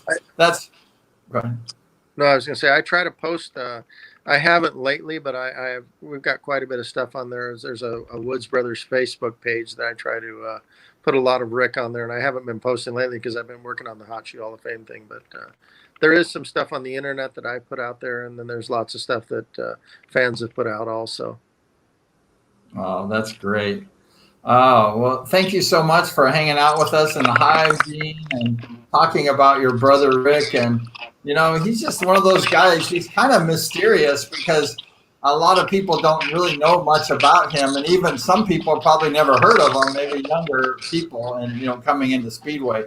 And they need to hear about Rick Woods. Yeah, no, it's very cool. And when you're away from the sport too, I watch some Speedway stuff, and I'll see some results, and I'm like, I have no idea who any of those guys are. We see a few of them that or recognize. He obviously Brock because he's number one because he's Doug Nicole's son, and I know Doug. That's how the people, the Beckers and people like that you've known over the years. You recognize where they come from, but there's just some phenomenal kids coming up that that are the Rummels and people like that. We never heard of. If you don't go to Speedway, you wouldn't know who they were. So everybody needs to get out and go to the Speedway races, right? Support Kelly Inman and support Costa Mesa and the Steve Evans of the world that are trying to keep this sport alive even when they won't allow you to race. So him and Crazy Chris, everybody's doing a great job of keeping Speedway alive, and it'll come back someday. It's too good of a sport not to. It's probably the most exciting sport I've ever seen in my life, and I've seen pretty much every form of racing that there is.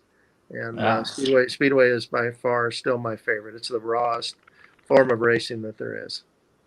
Definitely. Well, Brad Oxley said yesterday that looks like there's Costa Mesa will be back after the fair coming up. I guess it's July, and he's looking at running like 6 or 9 races. So we're talking Speedway is going to be back in 2021. It looks like, and then Dave Joyner has his first opening night, May 21st or May 27th up in Auburn. And then Steve Evans has those 2 tracks running at Paris and Bakersfield. And then back in New York, Jason Bonsignor, he's got a full season of Speedway in New York. And Brad Oxley is going to have a national championship this year. So he said, Speedway is going to be back. There you go. There you go. Cool. And then you got Kelly looking at the track at Lake Elsinore. And then I don't know about the industry, if Industry Hills is going to open, but we may have more speedway tracks open soon than they did in the 70s. There you go. Very cool. So Very cool. Speedway is coming back. So Yeah. thank you so much for joining us today in the Hive, Gene, and taking time talking about your beloved brother Rick, and just an amazing guy, great brother, great rider, and a true legend of Speedway. Yeah, absolutely. And thank you very much for sharing Rick with everybody out there. It was, obviously it was the biggest part of my life, without a doubt. So, but I appreciate everything that you're doing for the sport of Speedway, and probably not a whole lot to do in the Philippines. So you seem to be pretty busy on Speedway there. So. All I have is Speedway and the beach. So after the races, after the shows, I go to the beach. So it's pretty fun. Yeah. Well, very cool. Well, maybe one of these days you're gonna have to come to Vegas, or we'll come to the Philippines. Yeah, we'll definitely come out there. And if you give me a ride on your go-kart, I want to ride the go-karts. Absolutely. I'd love to spin you out. So. Yeah, I'd love you to kick my ass on a go-kart because I know I can't beat you. All right, brother. Thank you for everything. And thank you so much. And that's Gene Woods, the brother of Rick Woods. And we're going to talk about Danny Becker and Rick Woods. Danny Becker was one of the amazing riders in the 70s. He didn't win any United States championships, but he was really good. And Rick Woods, he did win those championships.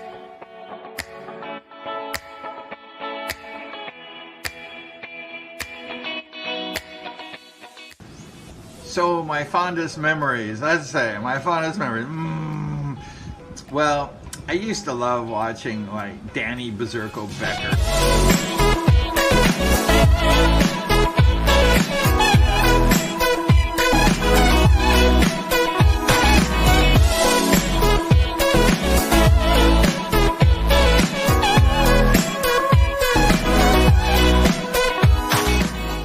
I used to love watching like Danny Berserko Becker. He used to like drive on the wall, you know, like do wheelies on the wall. I'm like, that guy's cool.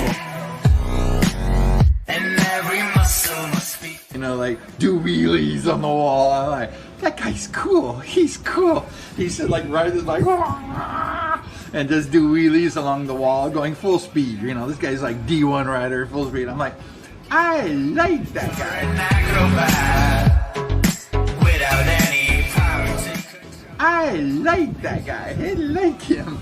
And so he was crazy, but he'd win sometimes. And I was like, oh, Danny Becker.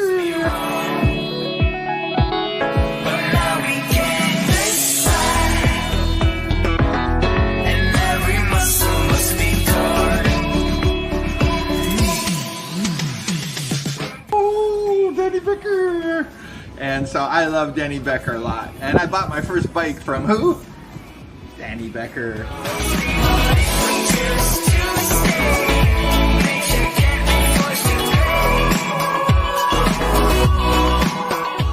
Also, I loved watching Rick Woods.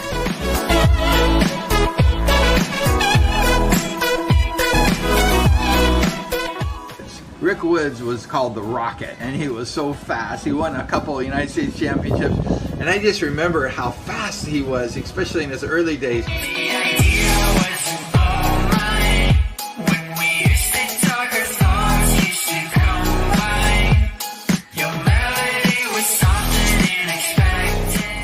He was just like riding so hard. He was smooth.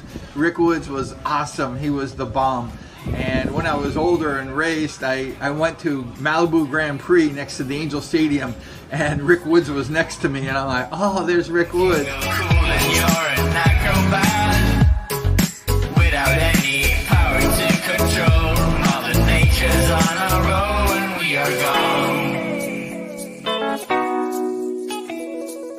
When I was a young racer. So anyways, Rick Woods was always one of my legends. I just loved Rick Woods. Number two, or number one, mostly, you know, the guy was like one or two. I mean, who could say that? Like, my number is 1 or 2, you know, Rick Woods.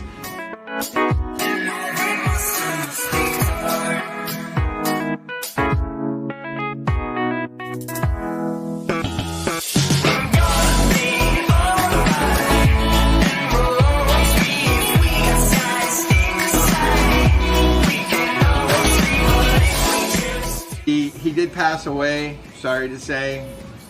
And Rick Woods was just always my idol and a legend. And his brother Gene was always one of my idols. And I just love the Woods brothers. I love Rick Woods.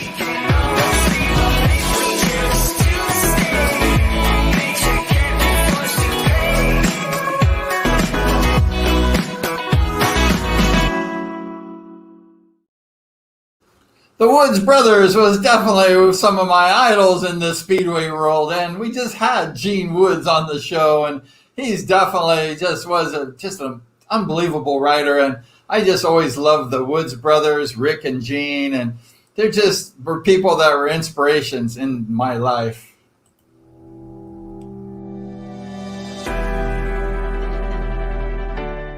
Welcome to Baraka Island. We're here in the quarantine, and today we're going to talk about the Woods brothers, Gene Woods and Rick Woods, number 2, number 3. They were very famous in American Speedway history, and we're going to talk about it a little bit right now.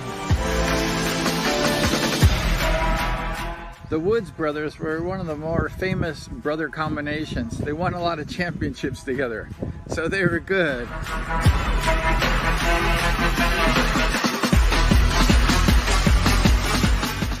Together, they won championships in 1968, 1970, 1972, 1980, 1981, and 1984. Those are Speedway championships. They were good.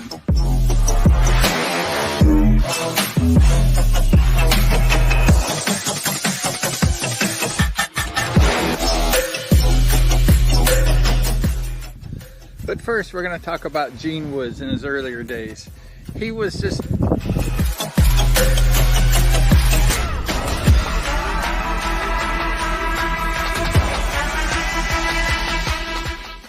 being the brother of Rick Woods. I mean, what are you going to have? You're going to have a good racer, right? You got that Woods blood in your family.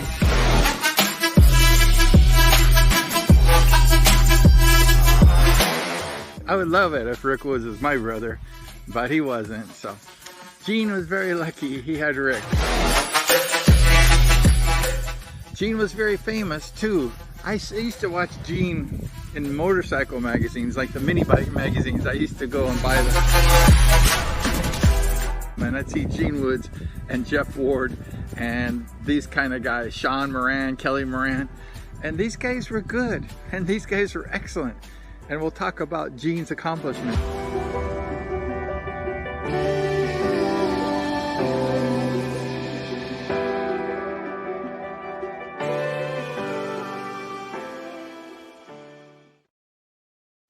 Yeah, the 1970s, they had some really good riders, and actually it was kind of cool that Rick and Gene, they actually got to race against each other, and they stuck up for each other. I mean, somebody messed with Gene Woods, you know, like, they're going to get in trouble. Rick's going to knock them on their butts. I can't believe that, but they were tough. There were so many great riders in the 70s. These guys were classic, and they're just unforgettable, really. I mean, if you look at all the different eras of Speedway, the 1970s had all the good riders.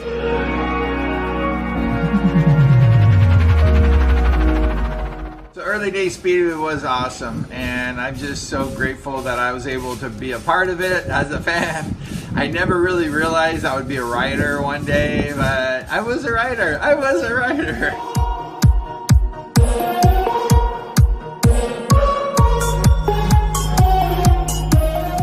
I was a rider.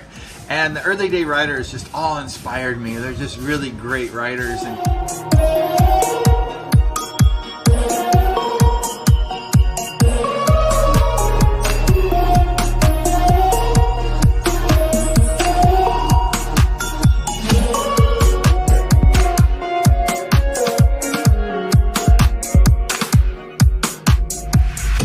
every rider, there were so many more I didn't mention. And all of them were just fantastic, you know, people and riders.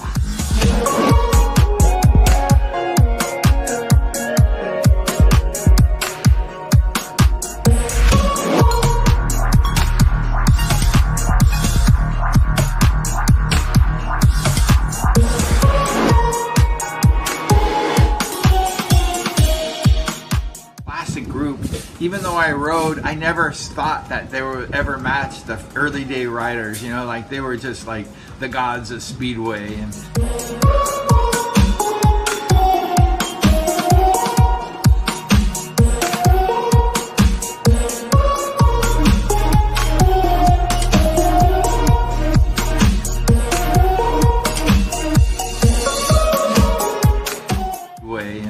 you could never like be like them. They were just originals, and they're all unique and different, and they're all really great.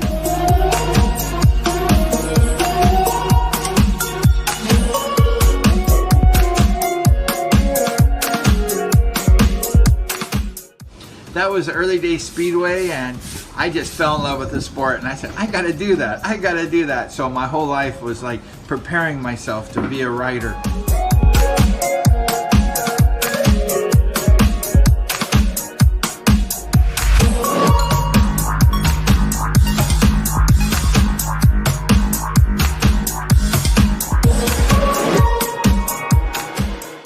Tell more about that later, but the early days of Speedway was just, ooh, party. It was really good, and Speedway was awesome.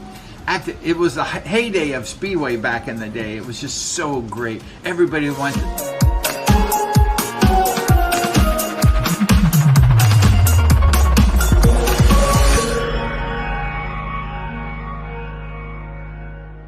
It was just so great. Everybody went to Speedway on Friday night at Costa Mesa. Costa Mesa was the bomb, and the Oxleys put on a great show. Everything was great.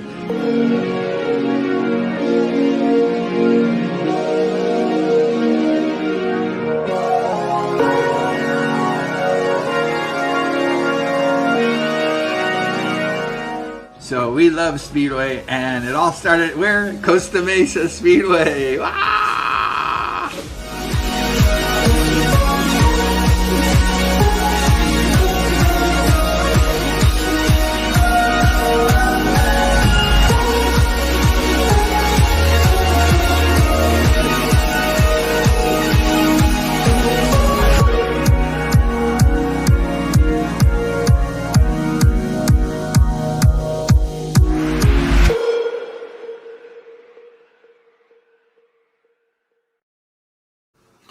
In 1969 was the birth of the Costa Mesa Speedway, and Rick was the star of the Costa Mesa Speedway. Rick Woods and Steve Bass won that first national championship in 1969, but it was the birth of Speedway, the birth of modern day Speedway.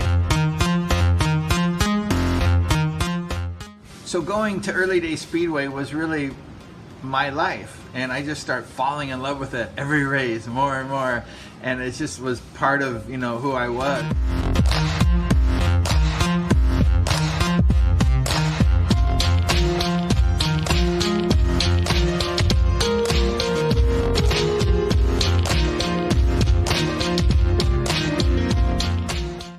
And it just was part of, you know, who I was. I didn't care how I got there. I didn't care how I got home. It didn't matter.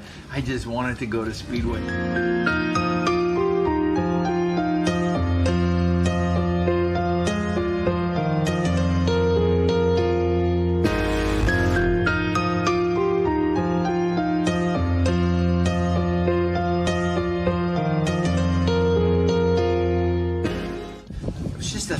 I just loved watching the races and smelling the castor oil, and they had actually nitro at the time, and the bikes were like rocket ships, and all the people were screaming.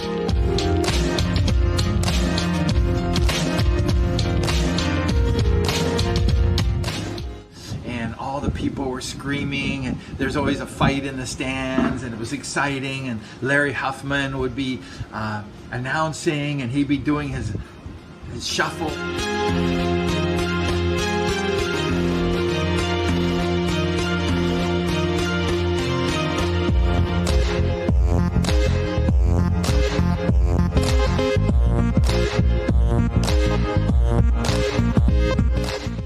Mean Gene, the dancing machine, was dancing on the wall, and I mean, early day Speedway was good. You missed it. You missed it if you didn't see that. It was awesome.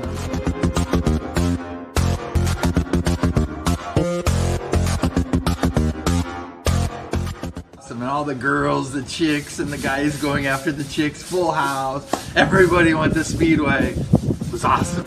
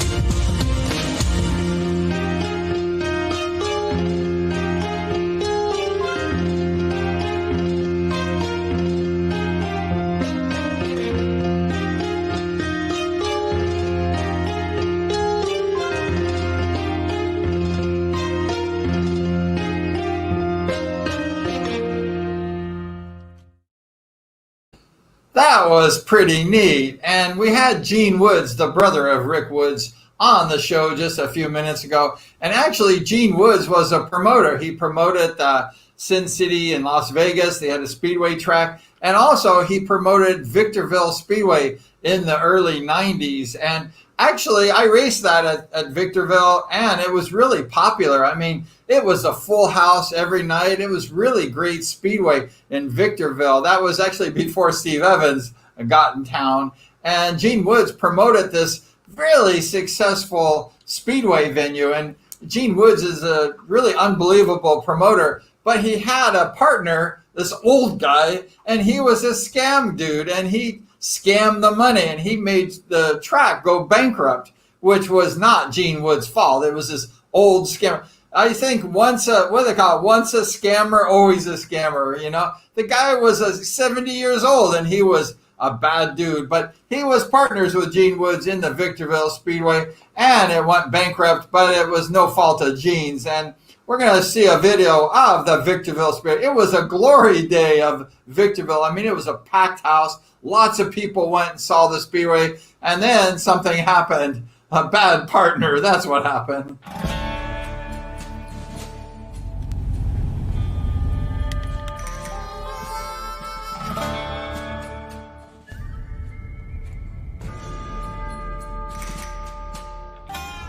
We're at the old Speedway USA track and the old Victorville Speedway car track on the San Bernardino County Fairgrounds. We're just reminiscing because this is a speedway track that I purchased in 1990 and revamped it and had it for many years. Became the most successful speedway track on the circuit. During that time, you can see in the very back there's some big grandstands over there. We built a car racetrack. You'll see part of the catch fence. Let's get up here and see if we can see it. USA we would put about 2,500 people.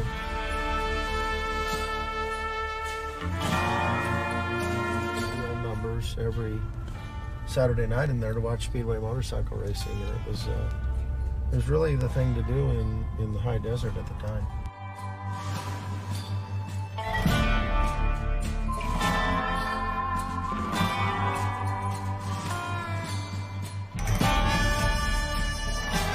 You see it over there, but it used to have box seating. There was 10 boxes that had 10 seats. VIP box seats on the corner. It was really a cool racetrack. Really a beautiful track. It had grass in the infield. Painted crash walls and had 3,500 seats there. Not one place left for a billboard advertisement. Everybody in this town really supported the Speedway. Opening night, we sold this place out.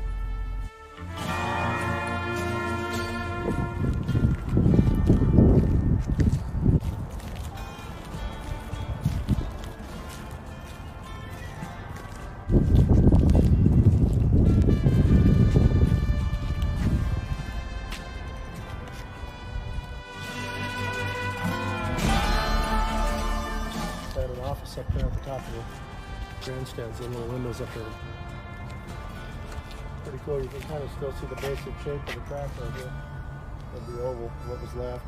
This was Victorville Speedway, originally built about 1995 by myself and Harry Schooler, and Bob Hogle helped us lay the track out. We laid it out in a rental Cadillac, actually. It was a pretty fun venture to do.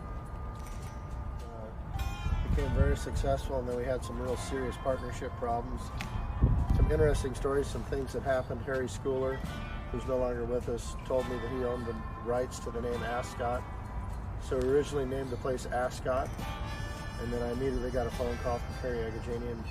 I explained to him that Harry told me that he owned it, and Harry said absolutely not. So I immediately squashed that thing because Harry's word is gold. And later I found out what a con artist and a swindler my partner Harry Schooler was.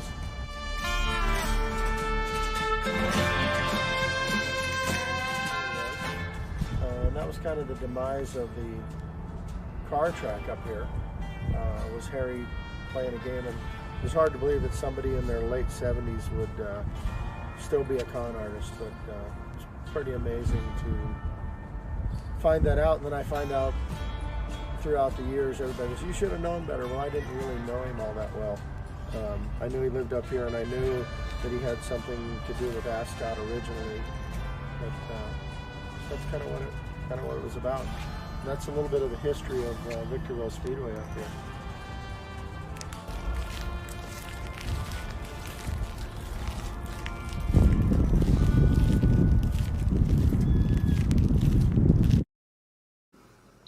Yeah, that's bad. That guy Harry was a swindler. I mean, he was 70 and he died. I wonder if he's going to heaven or not. I doubt it. I think he's going down, down, down. And but I am not one to judge, that's for sure. But actually, when Gene Woods and Rick Woods, they had their last race at Industry Hills, actually Gene did a wheelie with Rick on the back. Very naughty, Gene. Very, very naughty. You don't do a wheelie with your brother who's not feeling very well. But Gene Woods did that wheelie. But that was actually Rick Woods' last ride on a speedway bike ever. So that was kind of cool that Gene Woods got to experience his last, Rick Woods got to experience his last ride on the speedway bike with his beloved brother, Gene. So that was pretty cool. That was at the Industry Hill Speedway with the announcer, rest in peace, Bruce Flanders. Okay, stay back from the fence line all the way around the facility. Maybe you're not old enough to remember this stuff. Put your gate back up, guys. Oh, wait. Gene Woods will break your tapes. Gene Woods will break your tapes, and if he doesn't, his brother Rick will. That's Gene Woods at the controls, Rick Woods riding double with him. Between the Woods brothers, there were more main events, I would imagine, than anybody but the Bass brothers in Southern California. Gene and Rick ready to do this. Oh, no. No helmets, no nothing. Go slow. Putsy, putsy. Oh, yeah.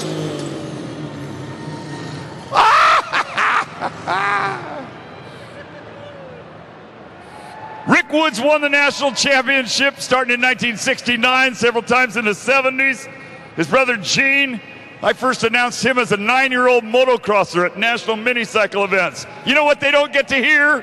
Is a crowd. They need to hear a crowd. You're starting it. You're getting there.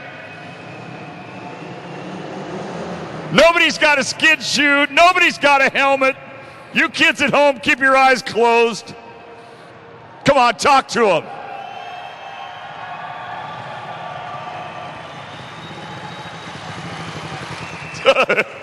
Wait a minute, Rick.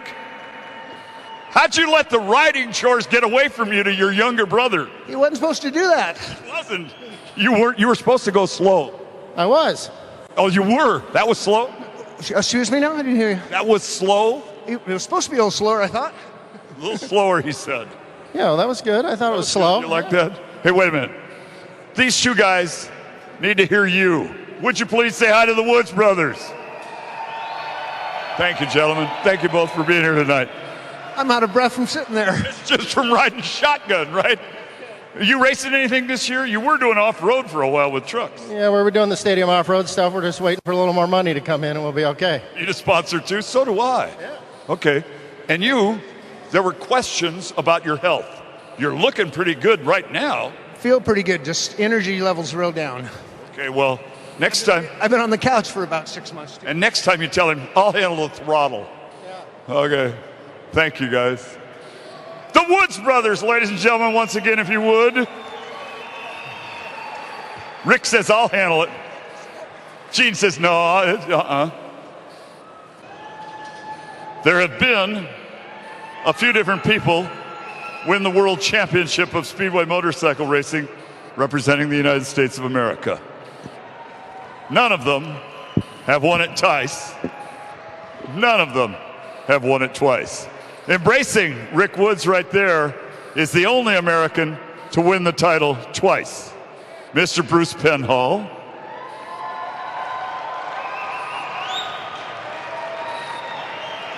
And if I'm not mistaken, over here in this group, all fashionably dressed in black, are Lori Penhall, Mackenzie Penhall, Ryan Penhall, and Connor Penhall. Those are all Penhall offspring. Okay, he can hear you now. Would you say hi to Bruce Penhall? Rick Woods was scared to death. You know what? I mean, the reason I'm out here today is because of Rick Woods. And, you know, he's like God to me. It was so great for me to see all my heroes, Berserko Becker, Rick Woods, you know, Mark Cherry. I mean, the list goes on, Boogaloo. And, you know, it makes it all worth it. I'll tell you what, though, I am so glad I'm wearing underwear tonight because I'm about ready to crap myself. Oh, Bruce Penhall. We're going to talk about that in your next show. We got Bruce Penhall in a couple weeks. And Rick Woods was a famous rider, and Bruce Penhall was definitely inspired by Rick Woods. There would be no Bruce Penhall if there was no Rick Woods. And Rick Woods was a no-nonsense, fiery competitor. He was smooth as glass, his riding style. He could ride the pole. He could ride the outside on his Ed Schaefer Jawa like no other. I mean, Rick Woods was truly a champion. We honor Rick for his 3 United States Speedway Championships. He was an inspiration to me, Bruce Penhall, Brad Oxley, Gene Woods, and many people that follow, probably hundreds, if not thousands of people. We're all fans of who? Rick Woods. So that was really good. And we thank you for watching the live stream show today, honoring the legendary number 1, number 2 Rick Woods. He's just an unbelievable rider. The Rocket, Rick Woods. He was the first Rocket, and he was the first glamour boy of Speedway. Him and Slidin' Sonny Nutter were definitely the handsome guys of Speedway back in the early days. And they were just cool. And rest in peace, Rick. He's passed away a few years ago of a heart attack, and we just feel so sad. And we had Gene Woods, the younger brother by 10 years of Rick, on the show, and it was just great. Thank you so much, Gene, for hanging out with us today in the Hive and talking to us a little bit about your beloved brother, Rick. We all love Rick Woods. I mean, Rick Woods will forever be a legend in Speedway. That's for sure. So everyone stay safe and stay on 2 wheels, no crashes.